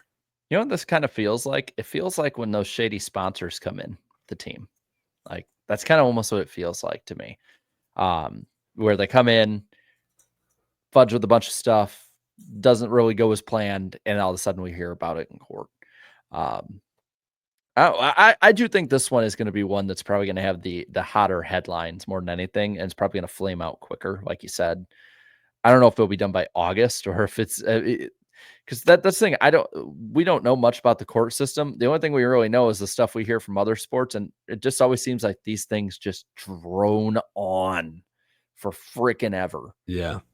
So yeah, and this TJ Pusher guy is no industry noob. He's been brokering charter deals supposedly for several years. Was obviously part of Spire Motorsports, so he's like he gets it. He knows how to wheel and deal in this business. But I don't know. I don't know what's going on here. I don't know where this whole deal went south, but he seems to be at the center of it for whatever reason. He might have been caught with his hand in the cookie jar this time. Though. I don't know. Maybe there's a typo on one of the docu-signs, and that's why there's been so much confusion. I don't know. The least controversial docu-sign of the year. Maybe on some less. Well, there's still a little tinier controversy. Finally, you can do some talking. Like I'm talked out. Man, you're better versed at this so far. So. But you're better versed at this next. We can all give some opinions on this next one. Yes. Yeah. So Mike Straw from Insider Gaming had an interview with Matt Lewis from iRacing and talking about NASCAR 25. And a lot of the stuff is kind of retreaded, but other stuff was, like confirmations, for instance. They're using the Unreal Engine, but also have their specific engine that's custom for it and everything like that. There's other updates. For instance, it was actually apparently the initial announcement that had all the consoles on it and had Switch or Switch 2 on it. Apparently that was a mess up because they were never intending to put it out on the Switch. Which talk about a typo. Totally different space, but yeah, that was a mess up and they cleared that up. But there were a couple other things I wanted to talk about with it, and I have some other notes somewhere around here. But one of the things that's caught a lot of people's eyes, ears, and attention is there's no split screen. So if you want to play with your friends on the same console, you can't. I don't like that. And I get that they have data that like tells you that, yeah, a lot of people don't maybe use this as much, but this, I feel like racing games split screen fits so much better than a lot of other games would. And I know I think that's something that I think is on the agenda for later, but it was not like a necessity for them on this one. I'm with you on that, Danny, though. I'm not crazy. I like when it comes to video games, I don't buy that many anymore. I like that I can go upstairs, Claudia, we can turn on the PS5, we can play College Football 26, we can enjoy that, and we can play again together. Sometimes she'll just be content watching me play on the career mode on that. So I guess now all she can do is watch me play, or may hand her the controller and I watch her play now. Yeah, this has been, and I don't play a lot of racing games nowadays, but I know this has become, at least back when I was playing a lot more racing games, this was becoming an alarming trend of no split screen in racing games. Outside of Mario Kart now, it's less and less common. Correct me if I'm wrong. I don't think any of the Forza games have local split screen. I could be wrong. So long since I've played those. It's literally a racing game. You're meant to race somebody else. Yeah, no, I'm with you. I prefer, when this was starting to become a trend, I would get frustrated. I was like I used to play with my friend Mark, who you guys met. We used to play, I think it was Grid 2. I don't remember why. I think it was a free PlayStation Plus game, and it was an okay game, whatever. But the split screen for some reason was a blast. But you also noticed when you went from single player to split screen, the graphics went from 2015 or whatever year it came out to 2003 graphics. Like, it was crazy the amount of power, I suppose, it took to run split screen on that game in particular. You don't see that on Mario Kart, for example. So I don't know what was going on with Grid 2, but yeah, I guess kind of to what you guys said, like I would like to see a split screen option. It's not a deal breaker for me because I'm getting kind of used to this in my racing games, but it is kind of a bummer. It's just one of those things that sucks to see phased out. Yeah. Some of the other things too, we talked about it earlier. There's supposed to be a really wide range of customability. It's not going to be like easy mode, baby mode, medium mode, hard That's mode. Cool. It's going to be a lot that you can almost have sliders to like how far apart is the AI going to be, or how hard will they race somebody, and also they're using Racing Insights data to show which drivers will be good at which tracks. And it sounded like they're going to try, or at least attempt in a lot of ways, to emulate how those drivers would drive those tracks. Ross Chastain at Martinsville just glitches the whole game. Well, so like if you're at Homestead, Kyle Larson's probably going to be right up against the wall closer than anybody else. That's kind of cool. You would think at a road course, Shane Van Gisbergen is going to run away closer to the checkered flag than everybody else. He's just going to start a lap ahead of everyone. Like you're going to get the green flag, and then there he goes. He just slapped us. It's like, and it's over. You're like going to go to a super speedway, right? And maybe like the Penske cars and the Fords will be really fast together. And what's up, Michael? Good to see you, man. He's gonna be the one to save us all.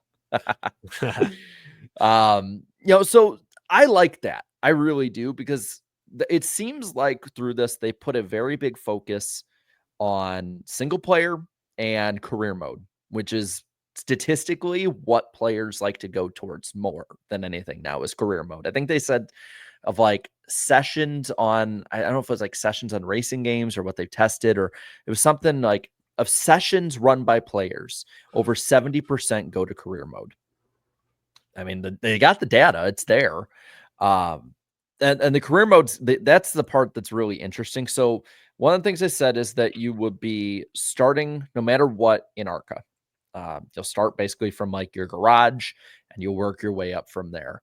You have these like different turning point moments where you can make decisions one way or another.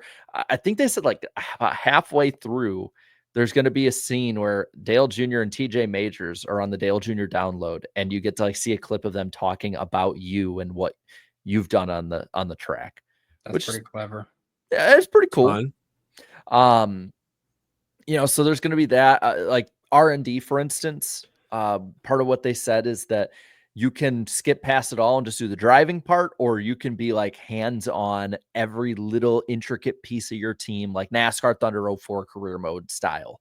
Like your every little piece you will have a choice in. You'll hire the members working in your team. There won't be silly season though, because of legal reasons, drivers, sponsors, all that stuff.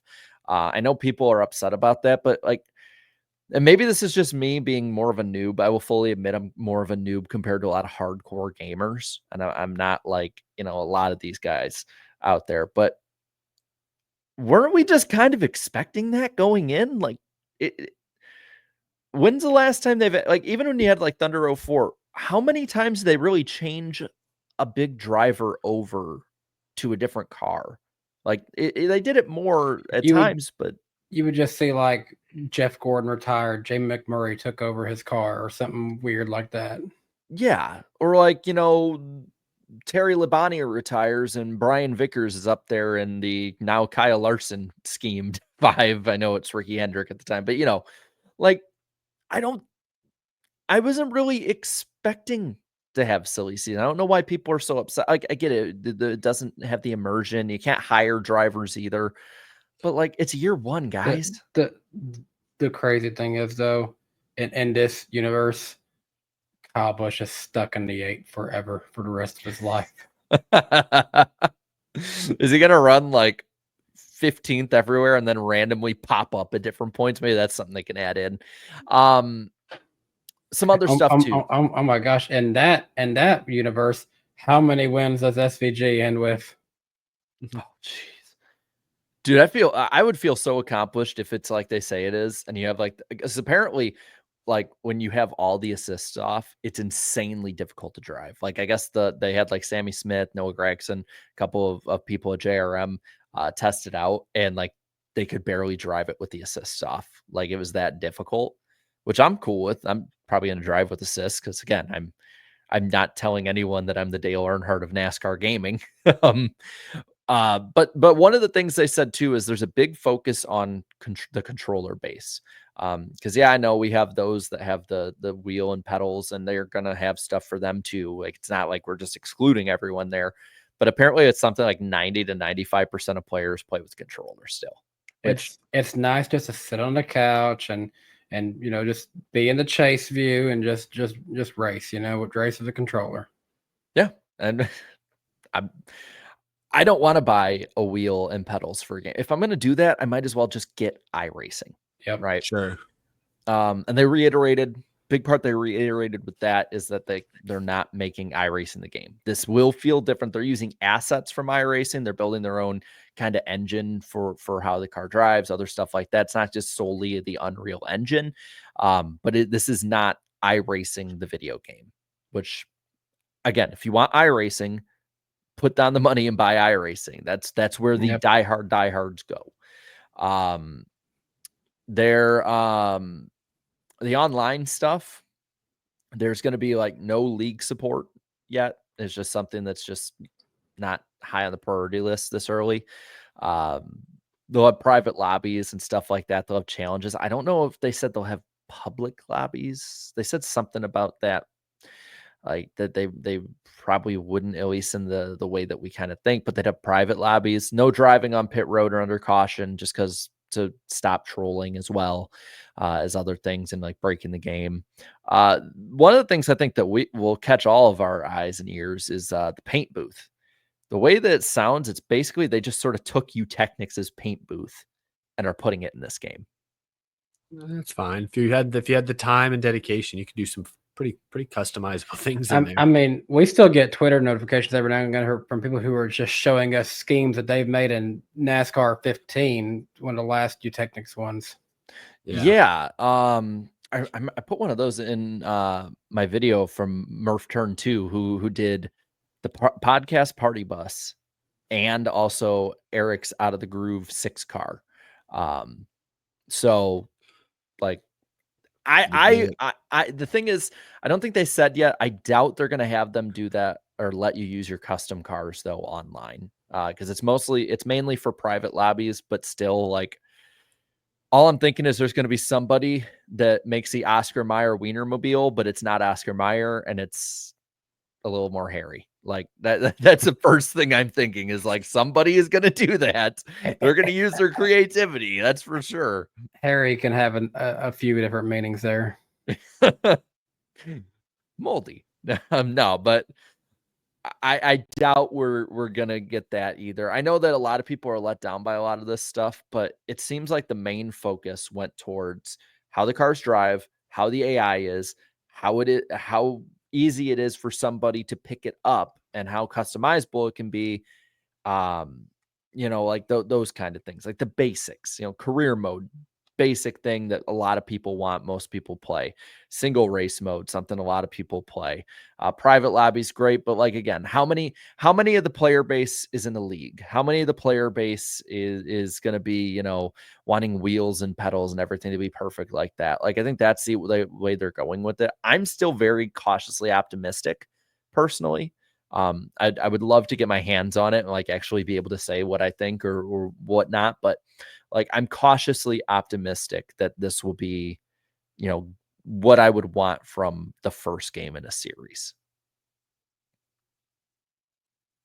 Yeah, I think it's going to have all the right pieces. So the big question is, do we all do a private lobby together and see which one of us is, we all stream, all three of us stream on our channels and see which one of us is the best? We can do a tournament. I got to see some actual gameplay before I want to buy it. Same. That's my big thing. They're I'm sorry. I'm going to be the first of us to say it. No, it's true. I don't care if Noah Gregson is tweeting, it's great, I like it, and a picture of him. Let me see the freaking game. Yeah, no, for sure. Like the thing is, I don't even want to see gameplay. I actually want to see other people play it, because the gameplay for Ignition, as I recall, did not raise the red flags that people actually getting it finally did. So anyway, yeah. Well, that's the thing. That's what I said. I want to have my hands on it and actually play it to know what it's like. I as much as I want to update everyone about it. The big thing is like, if you're on the fence because of everything that's happened, wait and see. I know that's probably not the most popular thing to say, but wait and see. Like, wait for them to show it. I think the release date is coming out soon. The trailer's towards the end of August. I'm assuming it's like, if I had to assume, it's probably before Daytona, because I know they're talking about NASCAR's helping with like at-track activations. They've been sitting in on calls. I'm hoping that when me and Claudia go to Daytona for the night race, and we're going to go as fans and sit in the stand. We're not going to do media for that one. I'm hoping that when we go as fans for that one, that there will be an activation set up where I can play the game there. I mean, that was one of the few things Ignition did right. Now, the game didn't do anything right, and it broke, and we all learned that firsthand in the moment. But like, I'd be down with that. Like, even if it's something like X amount of people show up at the track at a certain time to do it or something like that, like just have people have the opportunity to see people play it, to be able to play it. And I know it's still a work in progress. They probably go right up till they release too. So it probably would not be fully polished or anything like that. But yeah, I mean, that's the big thing is, and I know, I know too, a lot of people that are really excited get annoyed by people like us saying like, I want to see the gameplay, but especially younger fans who are coming in who might not even have played a NASCAR game or sitting back and, well, they heard Thunder 04 is good or anything like that. Like, I remember the heat years. I remember Ignition. I remember people getting burned over and over. Remember, Danny, I think I jumped in with you and a couple other people when I got Heat 3, and everyone's talking about how improved it is, right? And everyone's talking about how much better it drives. And then there's me, who had taken a sabbatical from NASCAR gaming since NASCAR 15. And I'm like, what the hell have they done to you people? This sucks. I mean, this is awful. I played NASCAR Heat Evolution after it had been out for a little bit. I went and got it from GameStop, and I literally took it back that day because that was before Ignition. That was the worst NASCAR game I'd ever seen. Yeah, like Heat 4 was I thought was actually decent. Like I saw the vision. And then Dimitri and co from Motorsport Games came in, and ruined it for everyone. Um, I just hate how long of a gap that this whole mess has put in NASCAR gaming. This is the longest we've ever gone about a console NASCAR game being available. So 21 to 25. Before that, you had 08 until 2010. And in the middle, you had the Wii game Karting that they game, put yeah. out, and then a little NASCAR addition into Gran Turismo, and that was all you had. Am I the only one who played NASCAR Unleashed? That was that the kart one? No, that was different. What? Who made that one? You take? I don't know, and I don't even know what like genre to place it within. It was like Need for Speed meets. I know that's being too generous to compare it to Need for Speed. NASCAR Unleashed was released in 2011 by Firebrand Games and published by Activision. So Activision held the license because Technics was with them. All I remember about NASCAR Unleashed was they had, and God bless him if he's out there, the most annoying like narrator guy voice. Whenever you do things, he would like. Has anyone played Sonic Colors?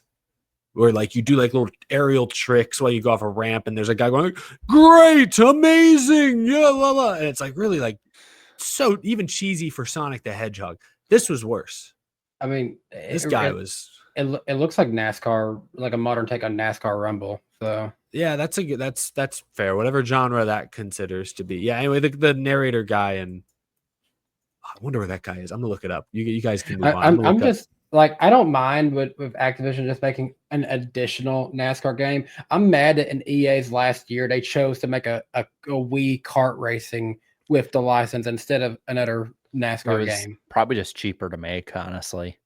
The company itself was having so many changes at the time. They probably just said, screw it, just fulfill the deal. Don't get us in legal trouble. Let's get the hell out. Yeah, because technically they produced a game. It wasn't what anyone wanted, but they produced a game. Yeah, I so badly want this game to be good, man. Like, I so badly do. Again, I'm not gonna like go and tell everyone to get it beforehand. Like, wait to see gameplay, all of that. Like, we've all said the same thing, and I know that the people like it's modern gaming development is you show the gameplay later. Like, it works. Look at College 25. It works. But at least with this time, these are proven people that seem to want to do a long-term plan. I think that was one of the other things said they haven't decided yet, or at least haven't wanted to make it public yet, whether this is going to be a yearly series or if they do updates over time and then like have a couple games that just take leaps forward. Because one of the few games I do play is the Jurassic World Evolution series. Yes, I know, stereotypical dinosaur nerd here. And the difference between the first and second game is insane. And the third one looks like it's even better, right? And it's because they took time, updated the game as it went, and then also built upon that with the next game. And I'd be down with them doing that. If in the next 10 years they release 3 NASCAR games, but they updated these ones along the way and then use those improvements to make an even better game in like NASCAR 28 and then NASCAR 31, I would 100% be for it. I just don't think the NASCAR base is big enough to want to drop money every single year on games that have incremental changes. Probably that's a great point. I think that you just made is that this is not the Madden audience that will shill out the dollars every single year for touch-ups. Yeah. But there's going to be a lot of news coming out about that in the coming weeks for sure. And we'll be on top of it. Not as much news, some news, but there was a lot of rumors schedule-wise, some people on different podcasts talking driver-wise. Let's just kind of go full reckless speculation a little bit. Rumors, somewhat stuff pushed out there, but nothing's confirmed. Let's jump into them. Let's start with the driver's side of it first. This was on the Dale Jr. download. There's rumor of Justin Haley possibly being pushed out of Spire because he's going to the 48. That's what everyone's been telling me for years. So I guess with all of these, should we give let's give a percentage of like how much do we believe these? Because I think it has to do with subject matter, source, and realistic, like how would it be able to happen? So Haley out of the 7 at year's end, I will say 70% chance it's real, but I wouldn't. And I say that because Spire has proven to make quick decisions. I mean, they dropped LaJoy after 4 years. They dropped Rodney Childers after 9 races. Like they are not afraid to take big swings. And if they miss, they take another big swing. The other 2 teams are good too. Yeah. And obviously Haley's running the worst of the 3 and has all year. My thing is I know I don't think Justin Haley is ever going to be the top guy. I don't see him as like a future superstar, but he's better than he's currently running. We have to remember, folks, he's never been in a good Cup car. This was supposed to be his best shot yet. And 9 races in, his car chief, pit crew, and crew chief left. And it wasn't because of Justin Haley. It was for other reasons. So the guy's not gotten a legitimate shot this year like we all expected. So to act like, oh man, why is this Haley guy had a rough year? He's already on his set. It's not fair. You cannot compare Haley to his teammates this year because it's not the same situation. I for one miss Justin Haley being a call-up guy. I felt like that was where he belonged. Even if it wasn't the greatest performance in Cup, I wouldn't be mad if he went back to the Xfinity Series with them. So I think I'll go 75%. I'll go a little higher. So it's not only, again, I trust the source. I also understand that Spire makes big swings. They have 2 drivers who are competitive. Almost every week, a Spire car is competitive. It's not consistently one team, but every week, at least the 77 or the 71 is up in the top 10, top 5, running for a win every couple races. And then there's the 7. I think comparably, Corey LaJoy was actually doing better this time last year than Justin Haley. And I don't think he got a fair shake. You change the crew chief, change stuff with the team, all that stuff. But the thing is with this team, they have built-in sponsorship for a lot of the season. So you need somebody that comes in with sponsorship. There's somebody who's talked about, who could come in with sponsorship. And is this where Daniel Suarez ends up landing? He wants to stay in Cup, and he can probably bring a few of those sponsors over on himself. I wouldn't be surprised if they want to take the swing. I think Suarez could probably do a little bit better. I just don't know. Is this kind of like, we always talk about the 4th Hendrick car, or, you talk about like one of the cars lagging behind at the super teams. Is this car at Spire?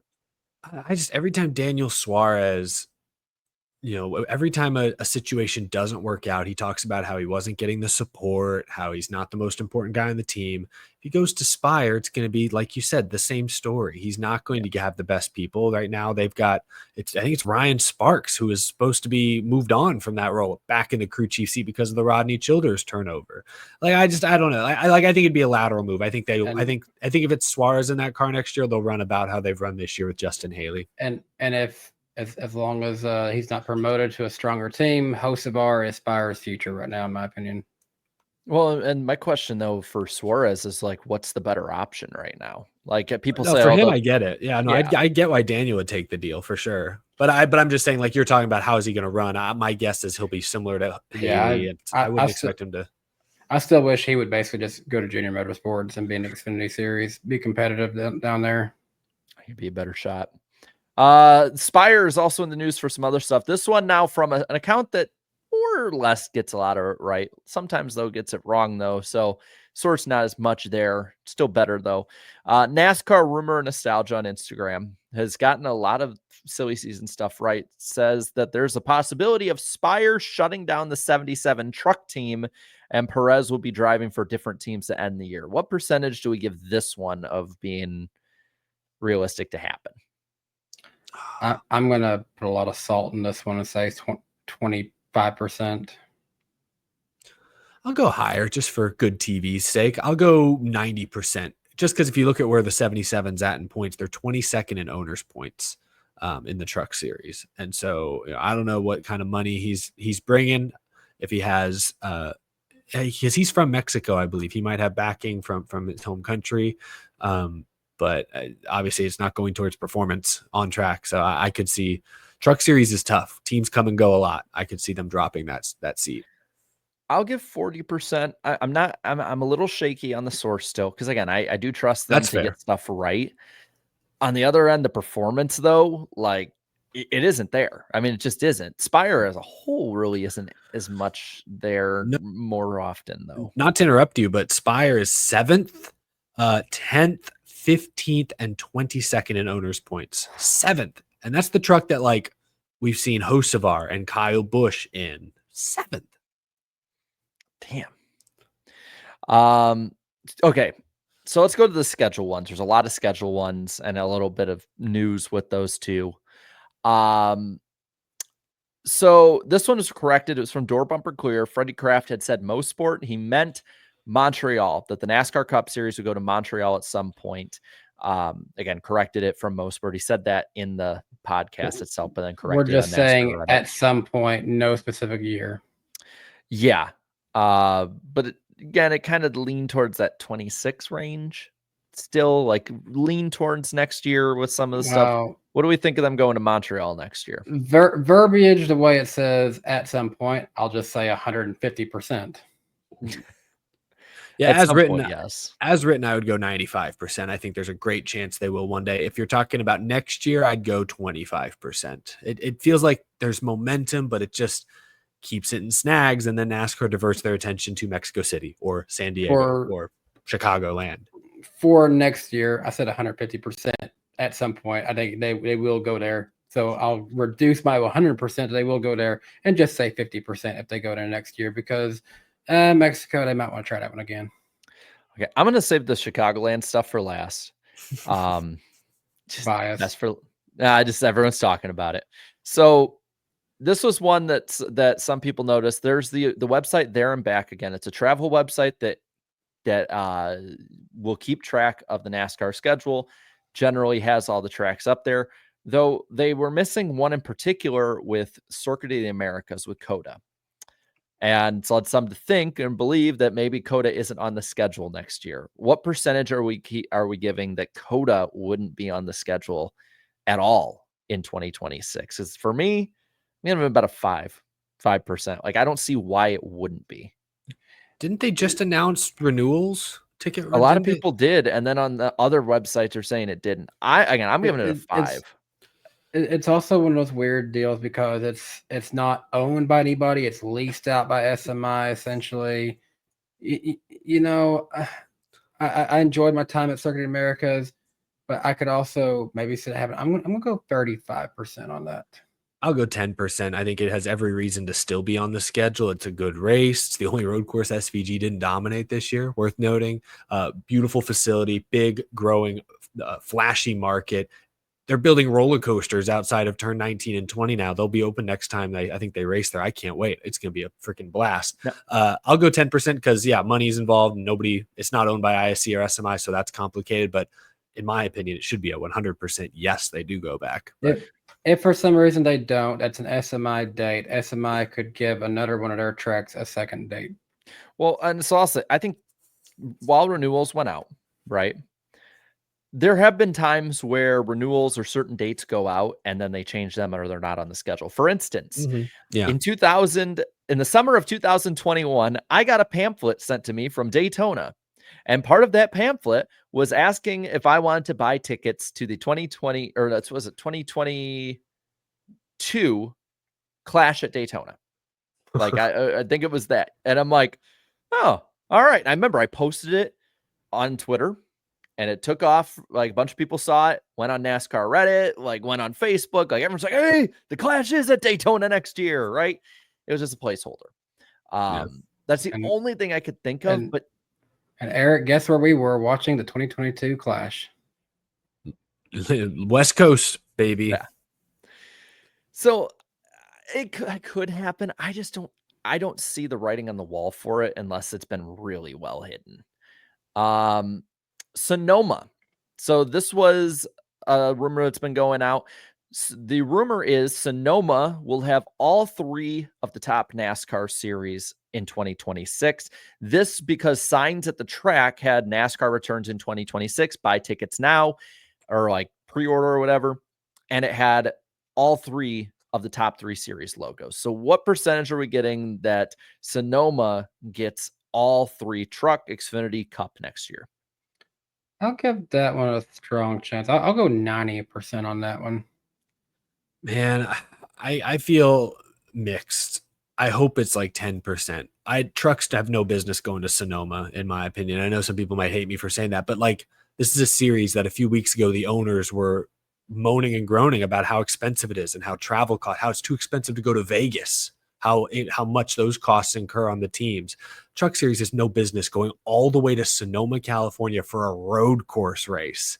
No, they should be sticking to short tracks. And if they're going to do road courses, go up to Lime Rock Park, just up the coast. Wasn't the most exciting race, but got a good crowd there. They have no business going all the way to Sonoma for a road race. No business at all. I'll give it a 60%. Because one, the sign's up there, right? And in the past, SMI has ruined schedule announcements because they put up signs well before the announcement is supposed to come out. For instance, Atlanta. We didn't find out about Atlanta having 2 dates on the schedule again. When the schedule came out, we found out a month or two in advance when at the Atlanta race, they were putting like, hey, come out for this race and this race at Atlanta. SMI has a history of doing this where they will do that. Mhm. So I'll give it 60%. The 40% And again is what you said, Eric. It does not make feasible sense cost-wise for the Truck Series to be out there. That's what I'm thinking. But yeah, I think Hey, 60% is probably right. maybe you connect two things together here, and maybe Sonoma gets Coda's date. SMI Green Sonoma finally.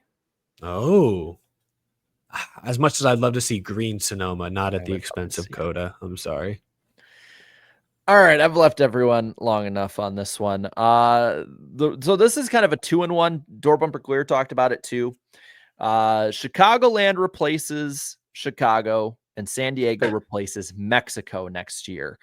There's a big push for Mexico to want to have IndyCar there, possibly around the same time that NASCAR would, and both series have definitely not talked about wanting to double up. If anything, NASCAR sabotaged the Iowa weekend for IndyCar this past week when it came to zero promotion, anything like that. So they're not really helping each other by any means.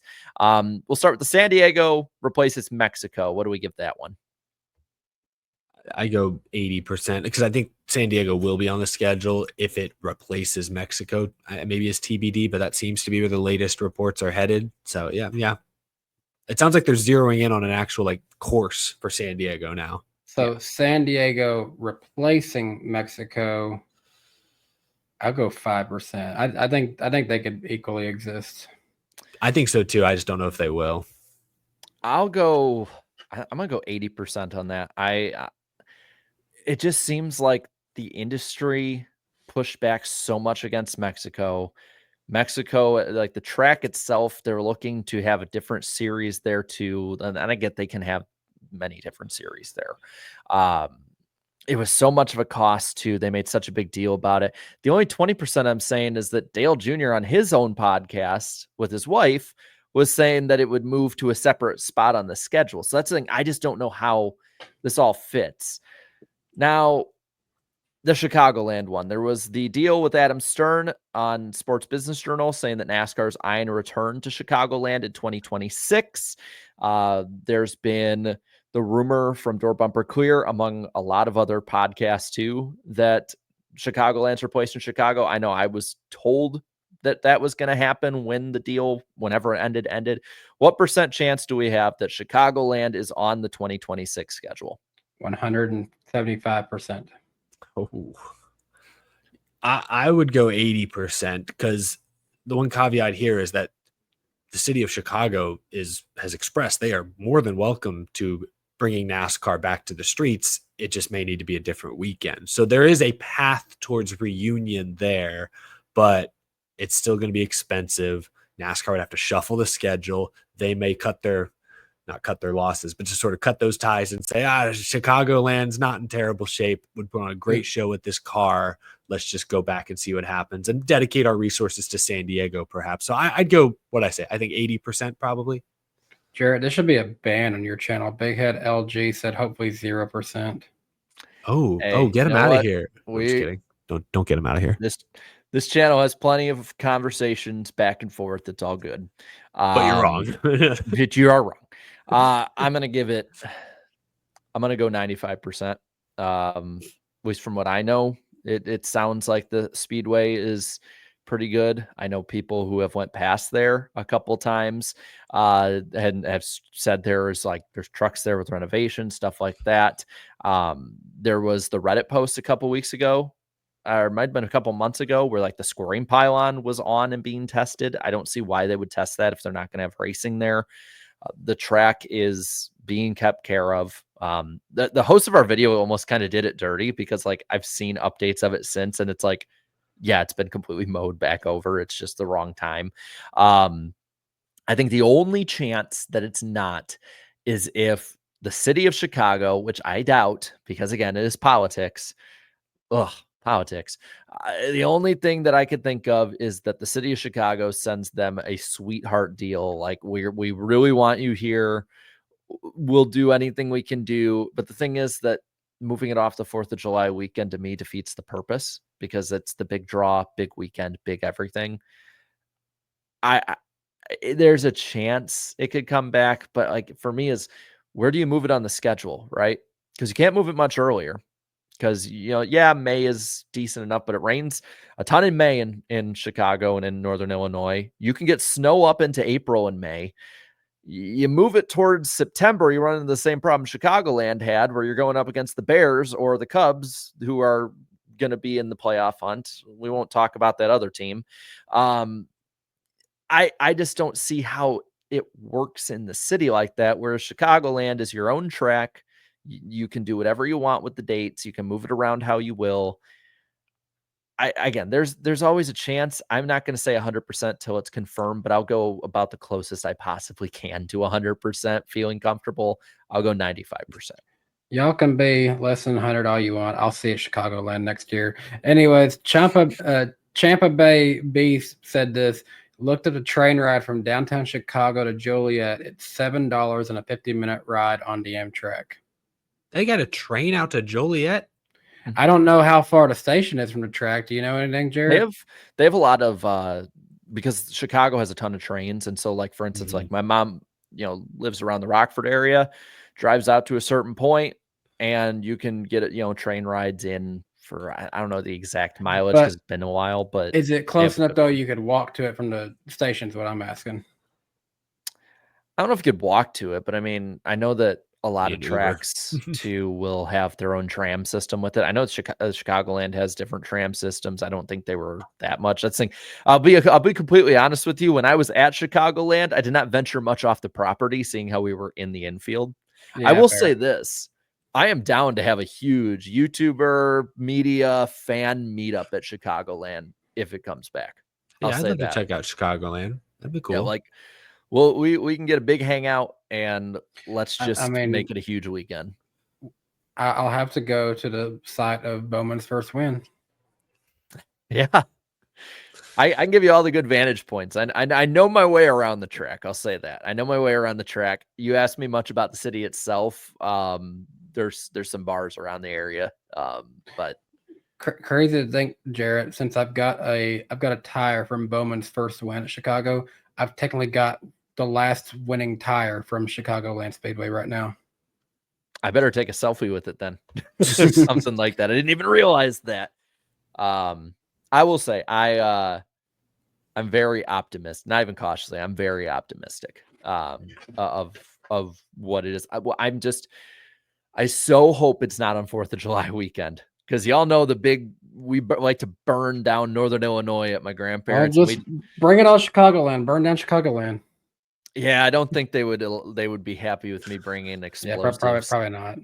But I mean, hey, it's like an hour and a half drive back. I'm just saying, we have the Xfinity race earlier in the day. Everybody comes on out. We all chill and watch fireworks later at night. Just be a good night. Just saying. But that'll do it for the reckless speculation side of things. Let's go to the fun segments. I think we can roll through these pretty quick. Fun. We're yes, it is fun. We are having fun. I can't find the damn sounder for it. There it is. That's okay. Fun. We're having fun. So let's roll on into our prediction segment here. I almost clicked on the wrong one. The predictions. Each host will make 2 NASCAR motorsports or show related predictions. We'll keep track of them in our accountability sessions each week, and we'll try and keep them concise, but we can always fudge that. For me, I said by the end of 2027, SVG would be in the top 100 all-time of the Cup wins list. He's tied for 88th. I did not think he was going to go Super Saiyan on everyone, but I was wrong and right. I said the pass for the win in the Cup race would be in the last 10 laps. Technically, that was true, but technically Briscoe beat SVG to the line. I'm not going to try a BS argument with it. We all know what I meant by it. And in the spirit of prediction, I am wrong. How big of you? Danny said Alex Bowman would make it to the finale round of the in-season challenge. Darn you, Ty. And Eric had the most come off this week. So you did say Chase Elliott would get at least 20 top 20s in a row to start 2025. I've been watching that one closely the last few weeks because I knew this was the cutoff, so I was very excited to see him get it because that's a big one. I made that prediction like 10 weeks ago. Just saying. You also said Kyle Larson's longest winless streak this year would be 7 races. It has been 8. Oh, was it? I thought it was at 6. What do we at here? Oh gosh, I didn't realize it had already gotten up to 7 or 8. You said Eric Jones would advance past Sonoma in the in-season challenge. And he could have flipped a coin. And you said SVG would not lead the most laps at Sonoma. Yeah, that one obviously aged the worst. Mm-hmm. So I am leading at 35 flat for the year, Danny at 31.91, and Eric at 27.59. As for the all-time, I'm at 40.15, Danny at 31.21, and Eric at 30.25.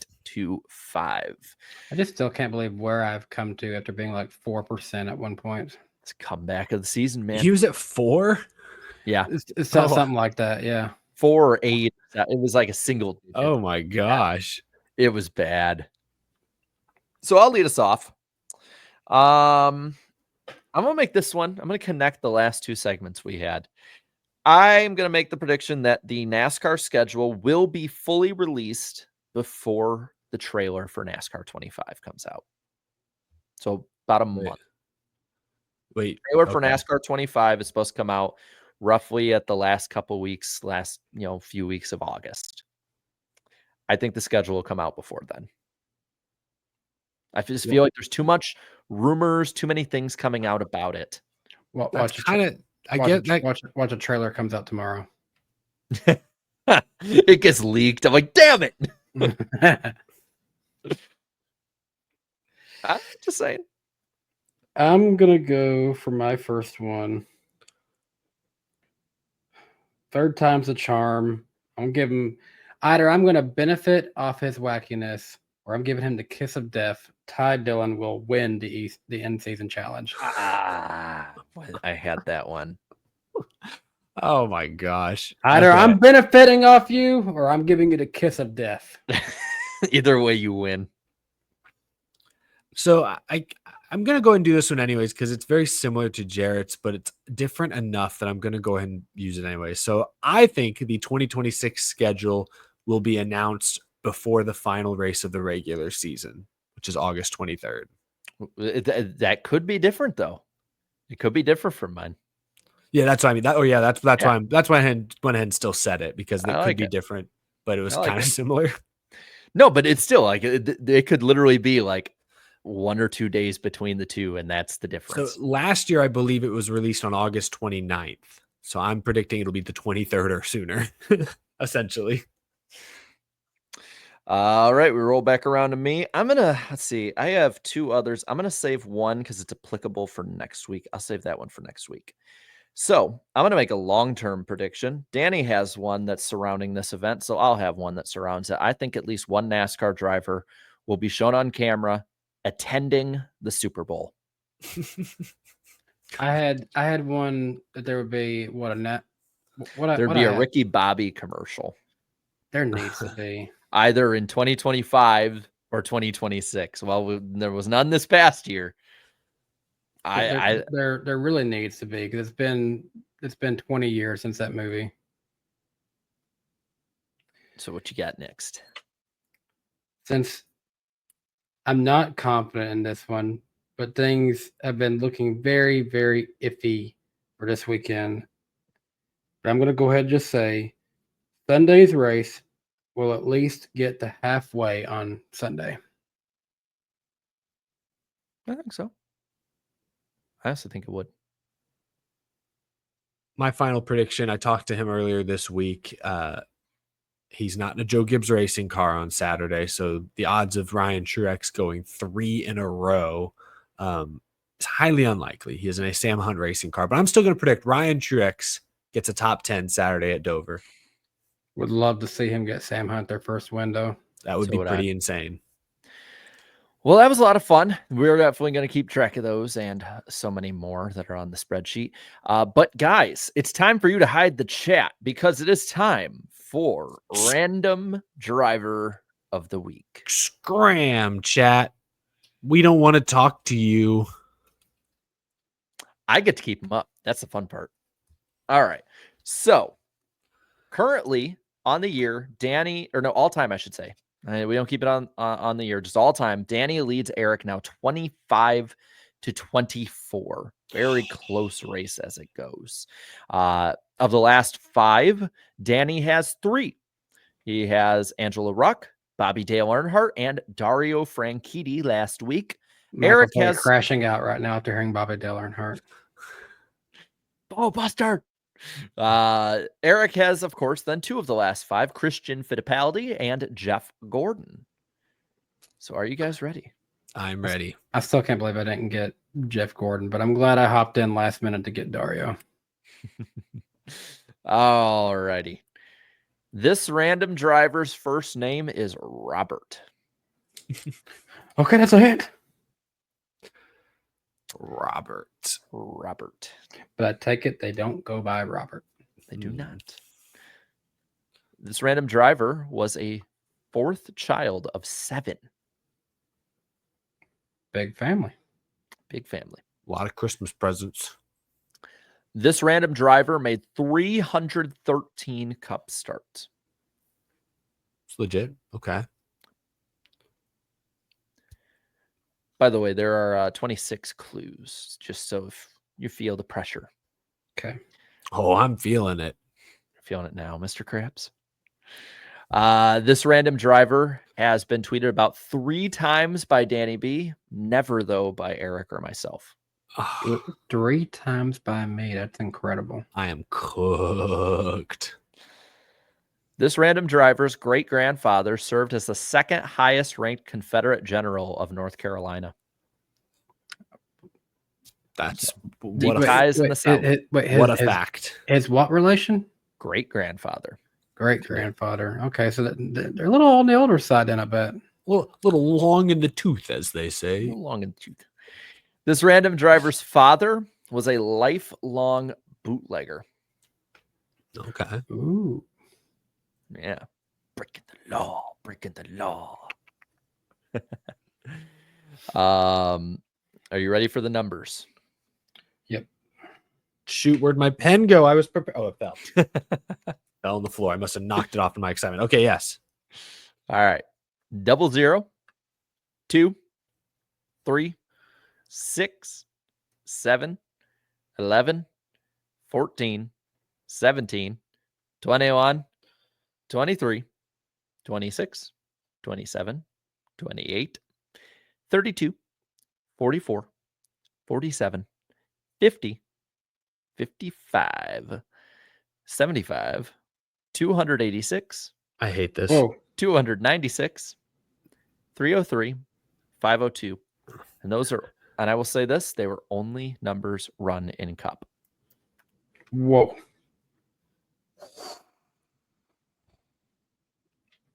502, you say? 502. 303, you say? 303. Are you ready for the OEMs run? These also are only in Cup. Okay. Chevrolet, Ford, Dodge, Pontiac, Oldsmobile, Mercury, Chrysler, Cadillac, and Hudson. Everything under the sun back in the day. Pretty much. This random driver is a Daytona 500 champion. Oh. This random driver's worst Daytona 500 finish was 47th. Why even tell us that? It just was an interesting fact. I'm gonna be honest. It has nothing that can help you, but Yeah, it's just that is- interesting. And is I it want to say used- it. How many cars did they used to let race in it? Do you look up the biggest crash in NASCAR history? And then it was like, I think it was like something like a 60 or 70 car field or something freaking nuts like that.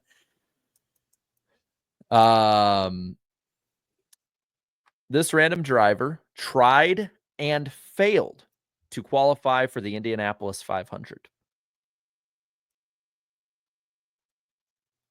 Tried and failed.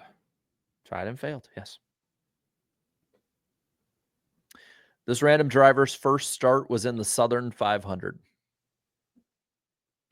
This is a good old Southern boy. Did you say they were bootleggers their whole life, or their father? Their Their father dad. was. I'm just gonna throw out Junior Johnson. Junior Johnson. Right. Oh, wow. I Yes. really thought that was like a red herring. I didn't think it'd be that obvious. It was him. Yeah. I wanted to make it so obvious that you wouldn't think it. Wow. I was looking at the numbers. I was thinking about the moonshine stuff, but then I was like 11. I mean, I saw 11. I was like, well, maybe. I was like, yeah. Wow. Okay, I'll So- take it. Yeah, his name is Robert Glenn Johnson. Oh, see, I forgot about that clue entirely, to be quite honest. So you mean you two have never tweeted anything about Junior Johnson? Only Yeah. I have? That's crazy. Yeah, I that know, is it's crazy. it's surprising. Maybe I've just never referred to him by name in my tweet. Let's some of the interesting facts here. He once had a 2-lap lead in the World 600. He lost the race because a fan threw a bottle on the racetrack that caused a crash.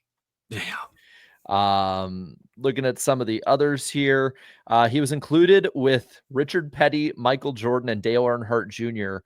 in having a highway named after him in 2004. I think we drove on that highway out by North Wilkesboro Speedway. I think I remember the sign. He's credited with inventing drafting in NASCAR. He was the one that discovered how it worked. Jeff Like Isaac Bridges Newton.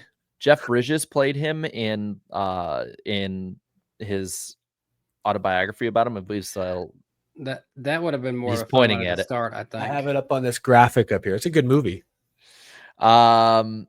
Let's see. He was pardoned by President Ronald Reagan because he had spent a year in prison for an illegal distillery in Ohio, but he was never caught with it. But he was still put in jail for it. If I recall, they- wasn't it like the police like raided his father's house when he was a kid and like blew up the No, whole he thing? wasn't even a kid. I mean, he missed an entire season of. Oh, he Yeah. was maybe he was a little older than it. Yeah. Yeah. A lot of people forget he was part of the inaugural class of the NASCAR Hall of Fame. Oh yeah. When I took a tour of the Hall of Fame with Winston Kelly a couple of years ago, he was telling me about they have a moonshine still behind glass in the Hall of Fame, and you'd think, oh, is this like a replica, or did they somehow find this in the woods somewhere? No, they actually probably around 2010 asked Junior Johnson to show them how to build an authentic moonshine still, and he did, and they put it in the Hall of Fame. So that was pretty crazy. So Claudia sent me screenshots of what I tweeted about Junior Johnson. I had one done to Rise and Overrated. Fall. I had one done to Junior Johnson and Associates Rise and Fall, and in 2020, NASCAR put out a tweet. What do you think is the biggest what if in NASCAR history? And I said, what if Dale Earnhardt never got with Richard Childress and got with Junior Johnson like he was wanting to? Ooh. Junior That's Johnson a and good one. Associates.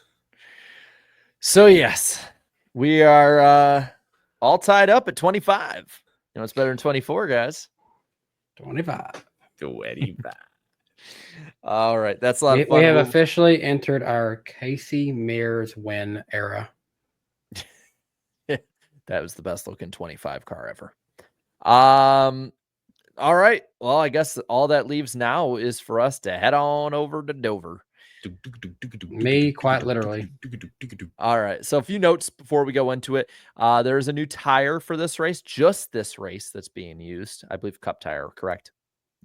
Yeah, it's a brand new. I think it's the only race that's being used. Yeah, big unknown. This could be like Bristol. This will be Joey Logano's 600th career start. I hope that is a number that is to Dale Jr.'s approval for celebrating starts.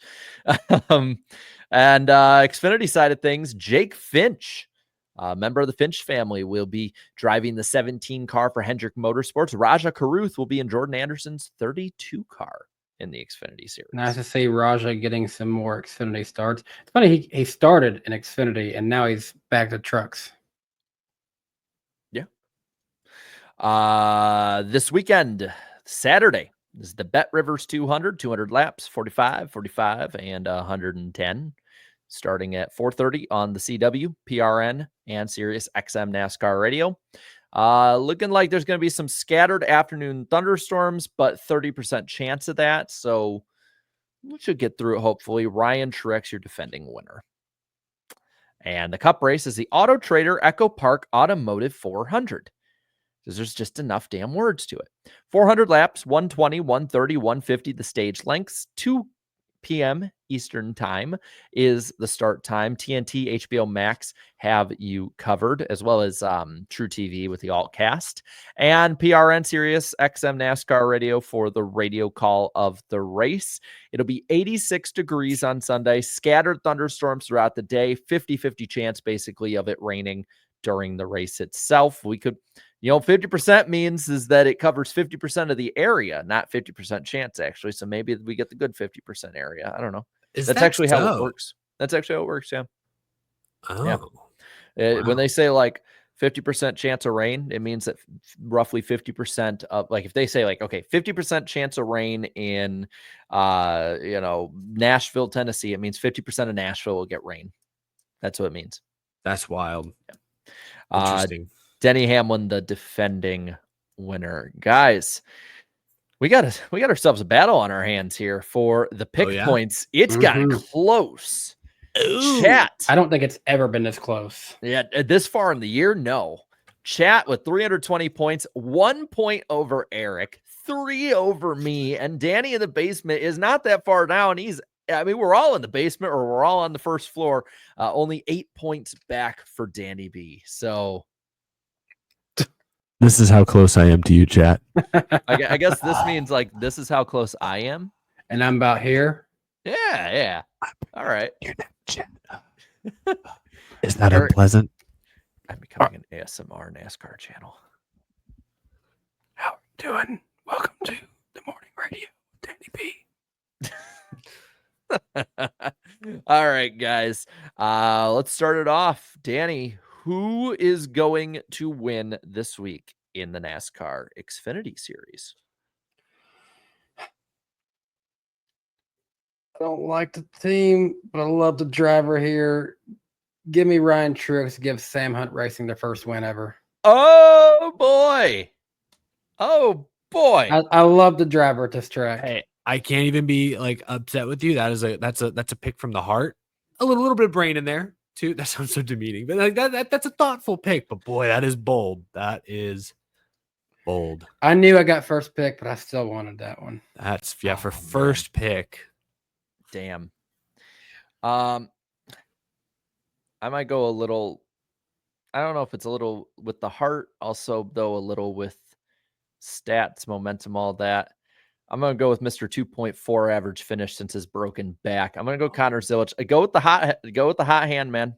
Go with the hot hand. That's fair. I had him on my list. I honestly thought that's who I was going to be taking. He wasn't initially on my list, but the more I thought about it as the night went on, I was like, man, that he's only gotten better. He only has gotten better.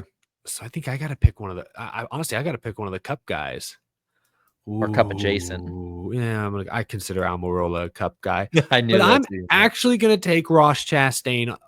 I don't know that I trust his team as much because it's kind of a part-time. Is that a part-time team or are they full-time? I don't even know. I think the 9 is part-time. Either a part-time team, but Ross, we mentioned earlier, his tremendous average finish on the Cup side at Dover. I think some of that must carry over into Xfinity. So I'll go Ross. And chat's full on going Justin Allgaier at this point. I mean, it's been Fair enough. 7s all the way. Oh my gosh, that is. Ooh, Yeah. Well, that's the thing is that if one of us doesn't pick Allgaier, the chat will, unless it's a Yes. road course. fair enough. All right. Who's gonna suck in the cup race? Danny, who do you got? I need a break from his belt. He's been cracking at everybody SVG to suck this weekend. All right. Well, I'm gonna go with one of the in-season challenge guys. I'm gonna go John Hunter Nemechek. I'm going to cast a huge shadow over Josh Berry this week. He's got some good numbers at Dover. I think in subbing for Alex Bowman a couple years ago, I think he ran top 10 at Dover. But that team, he has like one top 10 in like the last 15 races. It's been a rough stretch for Josh Berry. For the chat, I mean, it's kind of all over the place here. I know you cannot choose TNT as your suck pick. 3 races in the chat. Holy hell! They've never even picked Fox to suck. Man, what is going on? I mean, it's not for points. I guess we could let them if they wanted. Yeah, if they want TNT, that seems to be the plurality. Okay. This is a first, but TNT is the chat suck pick. That's Damn. crazy. Wow. I wish we had an excuse for you to make our suck graphics just so you could put TNT. Jeez. I'm tempted. Holy shit. All right. Who's your dark horse pick, guys? TNT. Just kidding. I'd allow it. The CW. I'm going Carson Hocevar from underdog. I'm going to go on the other end of my suck pick and say that Ty Dillon is the underdog simply because he'll just advance. All right. I will say Kyle Busch is my underdog. Won the poll here last year. I like Kyle Busch this week. I think the chat's going with me, guys. I think they're going Ty Dillon. Give it to him. Sounds good. Let's do it. Ty Dillon. That's your guys' pick, which means Danny, you're the man to lead us off. Who is going to win in front of you at Dover in the cup race this week? It's gonna happen. I'm getting a prediction right. Alex Bowman is winning this weekend. Oh, all right. We're going Bowman for Danny B. That could be it. I'm gonna go with my number 1 pick though on this one. I'm tempted. There's one that I really like and want to be kind of cutesy with it, but I'm going to go with I'm going to be chalk. I'm going to go Denny Hamlin. I was hoping Hamlin would somehow slip to me. I've got a decision to make here. There's one that I'm like, there's one that makes a lot of sense that I was going to pick, but I don't want to say it yet because I don't want to do what we do in the random driver segment where I give you ideas. I will go. I think I'm going to take Chase Elliott. All right. Chase, that looked like the chat was going towards Elliott. Oh, were they? I was actually looking at my notes. I didn't. No, I could see that, but I know there's lots of 5s and 9s, but there are a lot of 9s in there. I'm going to be really surprised if no one goes with the guy that I was thinking. I'm not going to say it. Okay, don't say it yet. Don't say it yet. Give it a second. I'm not going to tip him off, but they're going Larson. That's not. He was not on my list this week. Although he could be great. He obviously could be great here. Hendrick's usually there's good. A couple of 1s and 24s, but it's mostly 5s. Yeah, it's a lot of 5s. I just wasn't real impressed with his average finish at Dover as of late. All right, we'll give him Kyle Larson. That was not the guy I was thinking by any means. I'll tell you the guy I was thinking. This is my number 2 pick, and I was almost putting him ahead of Denny Hamlin, but I want the stats just screamed Hamlin to me. Ross Chastain is really, really good here. Yes, and he does have a good average finish. Yeah. That's the thing is like if you want some good points, like I honestly think that Ross Chastain would have been a solid pick for the chat. No, I would agree. I would have picked Chastain was 4th on my list, and you could have argued 3rd. Yeah, we'll see. Maybe we're all wrong. Maybe we're right. Who knows? We will keep you guys all updated on those on the Twitter machine. I put those up right before each race. All right, that leaves the last super chat stage break. That is the only thing left going. So let's roll. Broncos country. Let's ride. Oh my gosh. What is it? That meme, or is it a meme that we got sent in a chat that I can't talk about? No, it's just that meme. All right. Jam Plays Game said to add to the security guard story that we talked about earlier. The injured fan was Chase Johnson, a former sprint car driver who was paralyzed in a crash last year. Damn. Ooh, that's just awful. I'm glad that dude got arrested. David Bell says, I bet the cut line will look different after Dover. Hope you guys are doing well. Doing well. And Great.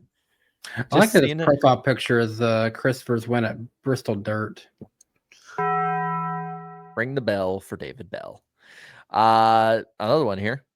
This will be the only time NASCAR will bring the star to the track this year. It will be interesting, man. It will. Yeah. I hope so. And I saw a report, if I'm not mistaken, that they didn't actually do a tire test.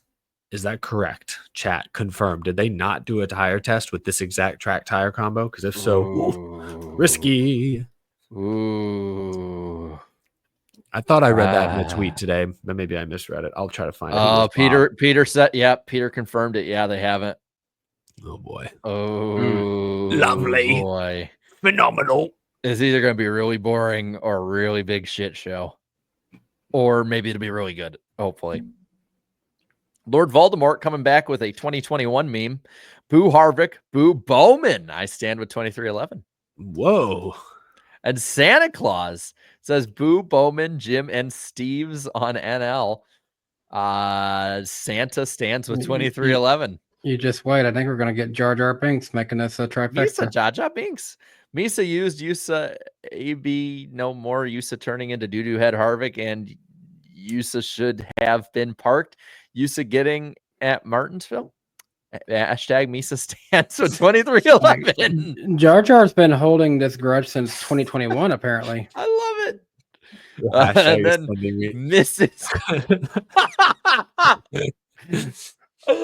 Mrs. Jar Jar Binks. AV is like these doo-doo head KH. Kevin Harvick. Misa stands with 2311. Are we going to get that hashtag trending? If they can, we're taking credit for it on this show. I stand with 2311 says everyone type hashtag I stand with 2311. Also boo Kevin Harvick and Alex Bowman. Jeez Louise, this is quite the get out the vote campaign. Oh man. Bailey here says, how many races does it take Gralla to pass Wright in points? Wright scored 177. Well, let's do some maths. How about that? It'll take him 9 races. Well, how many races we got left? Because we're like, what, 19 in? And we have 33? Yeah. I think it'll take about 9 races. Because let's think about it. He'd have to average about 18 points a race to do it in 10 races. Maybe 10 races then. Maybe it might take 10. Is there 14 races left, right? I think so. Okay. So he'd have to average 13 a race. I think that's doable for Kaz Gralla. Yeah. Let's see. Vinny says, don't forget SVG had a top 5 last year at Indy. Wasn't that though with like that low horsepower package too? Not saying that to discredit him, but just sort of. But just a little. Just a little. Not a lot, just a little. Just a little. No, I get it. Now I stand with 2311. Stands with 2311. JJTN 52 says Austin Hill has a better resume than Zilich and Hocevar. He also has more time. Yeah, he's also 30 years old, but yes, I mean, he has been around and won a lot of races. I mean, he is very good. Yeah. I mean, Austin Hill is like SVG when it comes to super speedways. I stand with 2311 says 2311 is right. I stand with 2311. Yep. They made it very clear. Yeah. West Virginia for the 10 says RWR pissing off Legacy, RFK, and the courts. They are screwed. We'll see what happens. Yeah, I'm just seeing Patrick, and all I'm thinking is that's not what they were trying to cook. Firmly grasp it. Steven for the 2 says if 2311 and front row charters are sold, where do the drivers go? DoorDash. They're out of the sport now, I thought. That one Twitter account that always replies with Bubba Wallace's winless streak would be. I wonder if Bubba never wins again, how long he's going to do that for. Oh my gosh. Bubba's gonna be 93 years old and still getting that. I don't think they're going anywhere this year. Now, I mean, of the 6 drivers mentioned, I feel like Tyler Reddick is the one bona fide star championship contender. I'm just having this thought of Richard Childress being like, well, look who's back. I'm just saying someone could maybe throw, I don't know if it'll be Childress, but somebody could throw big money at Reddick and he could technically take it if he wanted to. So I mean, Austin, you want to step back, let him hop in the 30 for a little bit? If there was anyone that was a current owner who would not give a damn about pissing anyone off and buy one of the charters, it would be Richard Childress. that's true. But I The don't know. timing, Yeah. the timing would not have been any worse. The but- timing could not be better. It's major stonks. I'm just trying to imagine Richard Childress. You know, we had major stonks with Dale. Someone needs to find Richard Childress and get him to say stonks on camera, please. I will pay. I will. Austin Pop has some major stonks over here. Get your ass into pit road. I'm thinking of that. Whoever. I'm going to go around as media, find and say, sir, what do you think about the reports about your stonks being messed up? My what? stonks? My stonks. What's up, dog? Brooks Burgers United says, "Be with the people." Hashtag I stand with 2311. Daniel for the 5 says, "Could we see wet weather tires be at Dover? I'm excited to go to Dover. Bristol and Dover are awesome." I don't think so. Well, I don't probably think not, those- since we're going to be using this new tire. I do have a prediction that I have a feeling is going to be wrong. That I think it was like this year or last. It was last year or this year. There'd be a wet weather tire test at Dover. I don't think that's going to happen. Be a good time of year to try it, though. Yeah. GN NASCAR fan says, "I'm going to wait and see on NASCAR 25. I will be going to Daytona in the August weekend, and if there isn't an activation there like ignition, that's a red flag." I would agree with him on that. That's plenty of time that they should have something ready for public testing. Yeah, especially with the trailers out too. Like, you know, there needs to be something there. Brian for the 5 says, "Since the cars have been tamed by decreasing horsepower and high downforce, would removing the restrictor plates or tapered spacers fix Daytona and Talladega?" I don't think so, because they still would go a lot faster, and I think that people would be comfortable with. Yeah,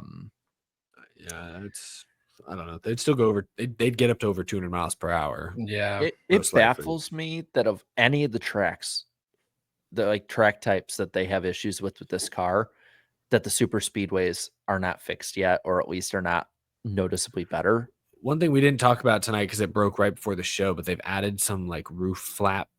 Oh, the dealios. A-pillar ones. Yeah, I didn't look into it in great detail. I think it's for super speedways, right? I don't know that it's going to impact the racing. I don't think that's what it's meant to do, but it's just another thing on the car. You never know. There's always unforeseen consequences. I'm waiting for them to have the door flap. It's just the entire door just goes out like that, and then you just see the roll cage. Yeah, it still surprises me that they haven't got it fixed with how big those events are for NASCAR. And eventually, the wake up call, they'll get that wake up call. I'm surprised it hasn't happened yet. You're right. A non-rain delayed Daytona 500 under 7 million viewers. Maybe that's the wake up call. Maybe.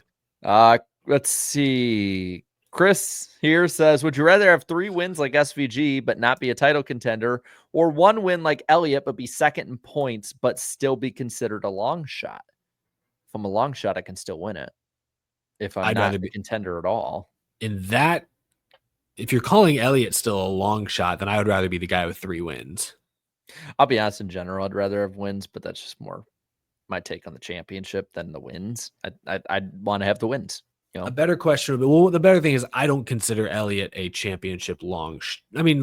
He's probably like the 5th or 6th most likely guy to win the title is the way I kind of view it right now. That's closer. That I would maybe rather be Elliott because you're up front, you're contending more week to week than SVG is. But the 3 wins, I mean, there's a lot of guys who don't win 3 races in a year ever. So that's a tough one. That's a good question, actually. It is a good question. Jupiter Rain for the 2 says, "We need a full NASCAR manager game." I mean, this is the career mode's kind of a manager one. Like, it's just, we'll see. Though there's probably some good stuff they can have with it. Indy Carson says, I didn't pay attention to Sonoma race since I was in Charlotte and checking out the NASCAR Hall of Fame. Well, that's pretty damn awesome Hope you reason had a not good to. time. Yeah.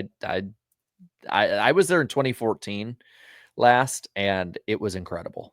Like, every NASCAR fan should make an attempt to go. Even those who are not NASCAR fans anymore that fell away, like, you will have plenty of stuff that you recognize, know, and love. And so if somebody who's like fallen off of NASCAR, get them to go to the NASCAR Hall of Fame, because it's for anyone that's ever liked NASCAR. You'll love it. Daniel here says Larson needs to get back to leading laps and winning races. I'm a Larson fan, and the Indy 600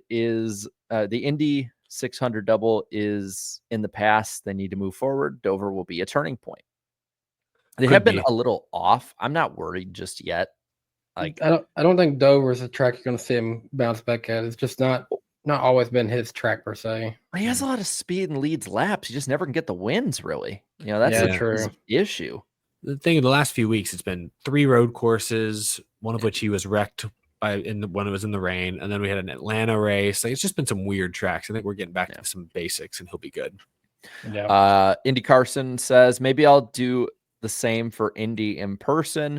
Basically, if a driver I don't cheer for is leading, like Larson, Heim, or Zilich, IMS Museum is calling my name since I can go there while the race is going. That's another cool one. I know they've remodeled it. We'll have to go back. I do think you stand a good shot at being in there, because Larson will probably be a favorite for that one. Let's see. Daniel here says, how does starting position work if it's a rain out for qualifying? I'm assuming is what it means. I think it'd be based on like that system of like points, last finish, stuff like that. They'll figure it out. I just don't get why we just don't do owners points at this point with rain out ones. It just makes more sense. Gridflow says, if iRacing is just Papyrus, then make a new NR 2003. A lot's changed since then. I think that's the issue. Rouser says, I want Ultimate Team mode with microtransactions.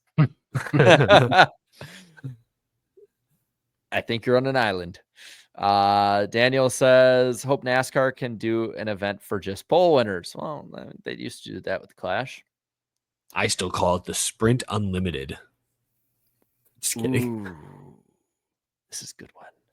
Crash Travels USA for the 5 says, ignoring second dates, if you had to remove 3 tracks from the Cup schedule, what would they be, and what would you replace them with?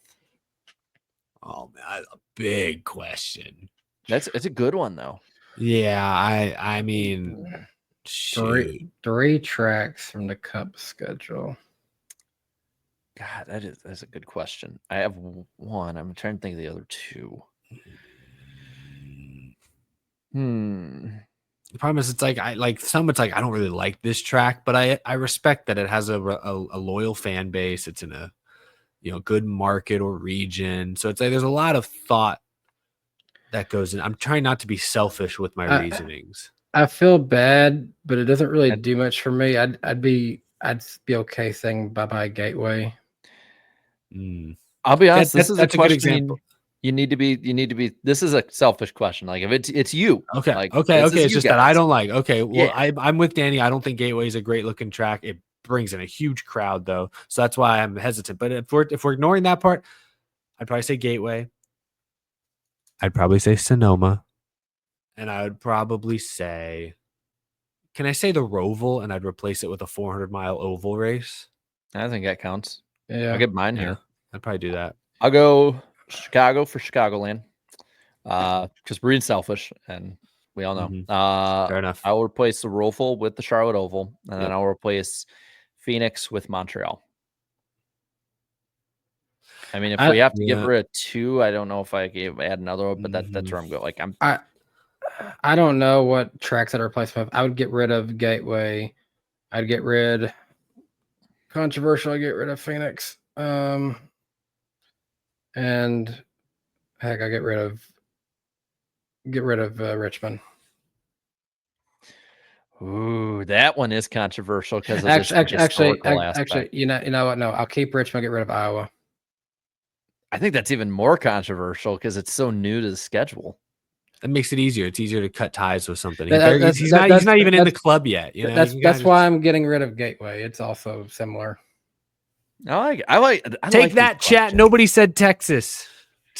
That's the thing is like, I mean, Texas race is decent. This car, It's at least honestly, it entertaining does. now. It's at least entertaining. Did you notice I got rid of all the flat tracks? I got rid of Phoenix, Gateway, and Yeah. Richmond or Iowa. Take your pick. I want to wait until this year's New Hampshire race, but I was also thinking about New Hampshire. Sorry, New Hampshire fans. I'm sorry.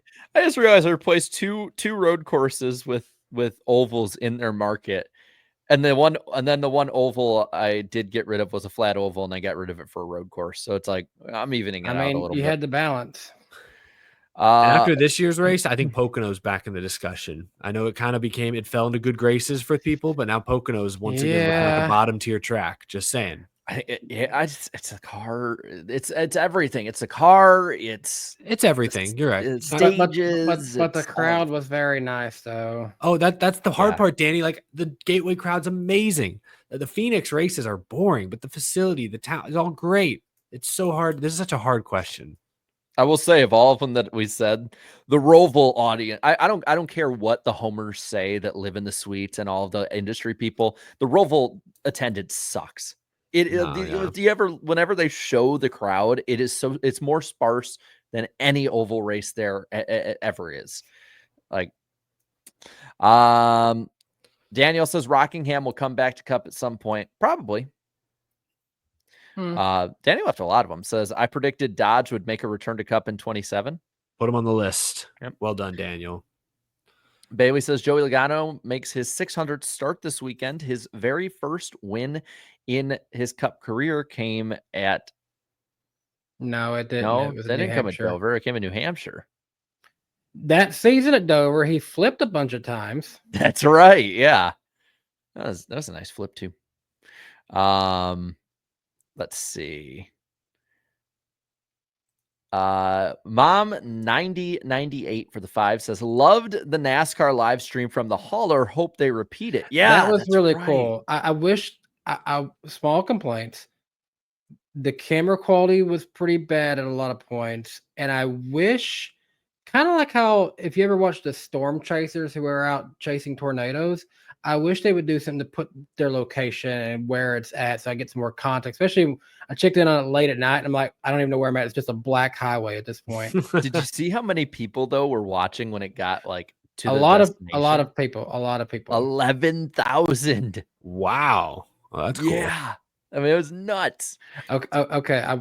What Brony24 ever said, it was a test. I get it. It's a test. A lot more to improve on it. I'd love if they did it like all the time. Now, granted, I mean, like, pretty boring if it's like, hey, let's go from Rockingham to Charlotte. This isn't necessarily something new either. I forget who it is. There's a guy on YouTube who is a hauler driver for one of the teams, and he's been live streaming his drives for a while now. Oh, what's his name? Yeah, no, I know who you're talking about. I've met him. He's an interesting guy. I think he was doing it for Live Fast actually for a little bit. And I'm blanking off his name off the top of my head, but I'll have to go through my YouTube history. Is this who he's talking about? Captain Ron? Is that who? Yes, thank you. Bailey says Adam Alexander is my underdog. Zachary Sherrill, who races in the iRacing side. This guy has the best voice, and it fits the Fitness Gram Pacer test as a multi-stage anaerobic capacity test. Looking forward to going to Dover this weekend. Tire strategy could get interesting. It could, especially with the new tire. But I will say, he has he does the perfect imitation. Like the voice, everything is just the cadence. Everything he does with this is perfect. I wish I could like have it. Maybe I'll have him like send me an audio clip so I can show you guys next week or something. Like it's absolute perfection. Ross Crash Stain says, "Go Alex Bowman." Hashtag I stand with Steve Phelps. What is Steve Phelps is like, I don't know why they would sue NASCAR like 2311 in front row, and like, I know he can't say like he knows, but it's like, come on, Steve. Steve. Daniel says, if they do use wet tires, it'd be the most excitement for TNT. than Atlanta, or it would be like the Coke 600 last year with Fox, the moist track. Hunter X and Fishing said Tony Stewart in his prime is the greatest road racer of all time. Not even shitty underwear could keep him from winning back then. That is true. I'll say, like,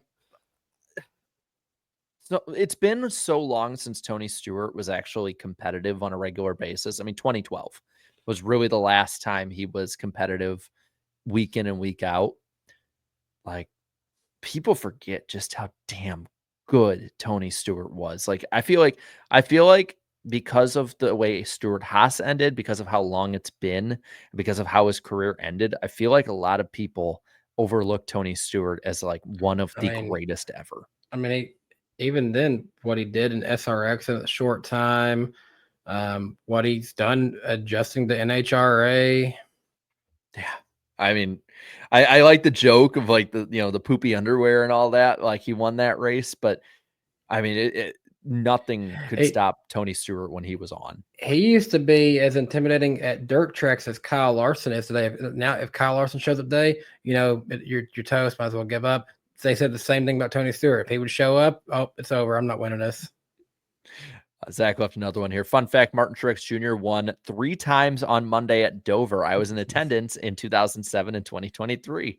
Monday Martin comes from, yep. I remember that 2007 one because it was so stupid. It was my last day of school. We had a half day on a Monday. That was our last day of school in 2007. It was the dumbest damn thing. That 2007 race, kind of a sad note too, but that was also the same day they announced, I believe it might have been the exact same day it happened, but it was the same day that Bill France Jr. passed away because they announced it on the broadcast. And then it's a big, big deal at the time. I remember it as a kid just watching because the race was going by the time I got home from school. Seth says, what do you think would be the chance we get a new West Coast swing with Phoenix, Vegas, Portland, and possibly San Diego? I think the issue is Portland side of it. Definitely not Portland. That's like making another West Coast swing going that far up north then. Well, and two, Sorry, I mean, Portland. the weather that time, like if it couldn't be early in the year, yeah. and then you couldn't get the deserts later in the year, really, with like Phoenix and Vegas. Like, it was already bad enough when it was 100 degrees and they raced out there in September in Vegas. Could you imagine like the time Portland would be good? It'd be probably like 105, 110 out. Like, I feel like the San Diego, Vegas, Phoenix would work well. And maybe if you found a way to throw in Sonoma, maybe you could make that work. Yeah. I don't know. I like the West Coast swing. It was, golly, imagine the scenario where we start off with 2 road courses at the start that early, and SVG also somehow gets lucky drafting and wins the 500. just goes on a freaking tear. I mean, that'll do it though. That'll do, pig. That'll do. No, it won't. Daniel says, Jarrett, do you know you was excited for COT in 07. I actually really wasn't. I don't even remember what my opinion of it was. Back in 07, I didn't like tune in to as much like NASCAR news or anything like that. And all of a sudden, I just turned on my TV at Bristol, and I'm like, because I knew, they're racing in Bristol here in Tennessee. Let's turn that on. What is this? What are they racing? These are kind of different. Well, that's how I basically was too as a kid, because I just wasn't watching as much racing back in like 07, 08. And so when I flipped onto a race, I was like, I do remember thinking, I don't know if I like this. I wasn't crazy. I wasn't crazy because remember that first year, like 2007 and 8, they were a lot more boxy, and they finally it seemed like they got the cars looking better as they went with it. The schemes fit better and all that. 09 was the best year for schemes with the winged version. I remember you have that awesome display in your room upstairs, Danny. With I think are those all 09 cars? No, those are 08. But I think 09 might have had the best year overall for the entirety of the field. Yeah. I remember because I didn't like it, but I remember in 07, because I didn't keep up as much on the news either. And I remember looking in my NASCAR preview magazine at the COT list each week, and I never thought to look further down. And I was like, oh, okay, we just did the Gen 4 at Daytona. Chicagoland's got to be, wait, it's not on the list. And I'm like, well, I kind of want to see it in person, you know? And so I remember being disappointed, even though I didn't like it. That was it's the weirdest juxtaposition. I never got to see a winged COT race. I did get to see them practice at Bristol before a nationwide series race. I will say, under the lights at Chicagoland in 08 and 09, like they did look pretty good under the lights. They looked better in TV. Did not do them justice. I'll say that. I mean, I did kind of like the 2010 hybrid where we had a splitter and a spoiler. 2011 and 12 was my favorite. 2010 will always stick out because they didn't do it the whole year either. They did it for 31 races. Yeah, the first 5 after Brad. After Brad flipped, I said, nope, it's gone. Well, and they were doing tests too because they were gonna actually have the bunny ears on them. They did tests at Talladega where they had the bunny ears like the Xfinity cars did. The bunny ears went to Xfinity.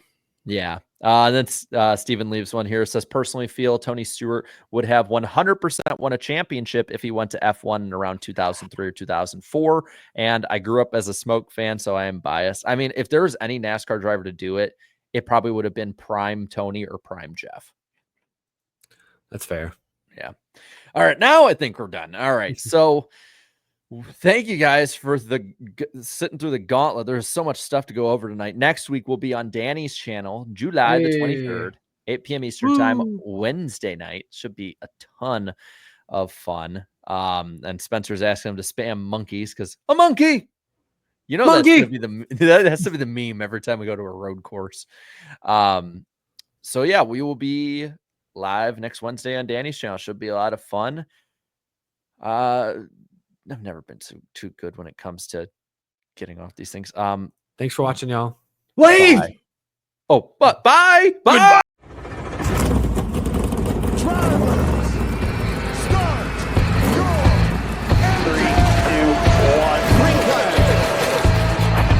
Started off right now. Right on, come on. Get outside. 3 wide. Unbelievable. Where you playing? We're going. I like the aggressive. We probably dropped a great car. You can go tell all those guys up there they can suck in. What we're about to do is not a good idea. All good. What is he doing? You gotta be kidding me. Half the pack is flying apart. It's so nice to see us a lot. Oh, pack of cars come piling in as well. Come. Come in the light. Hello. Come back on him. That was incredible.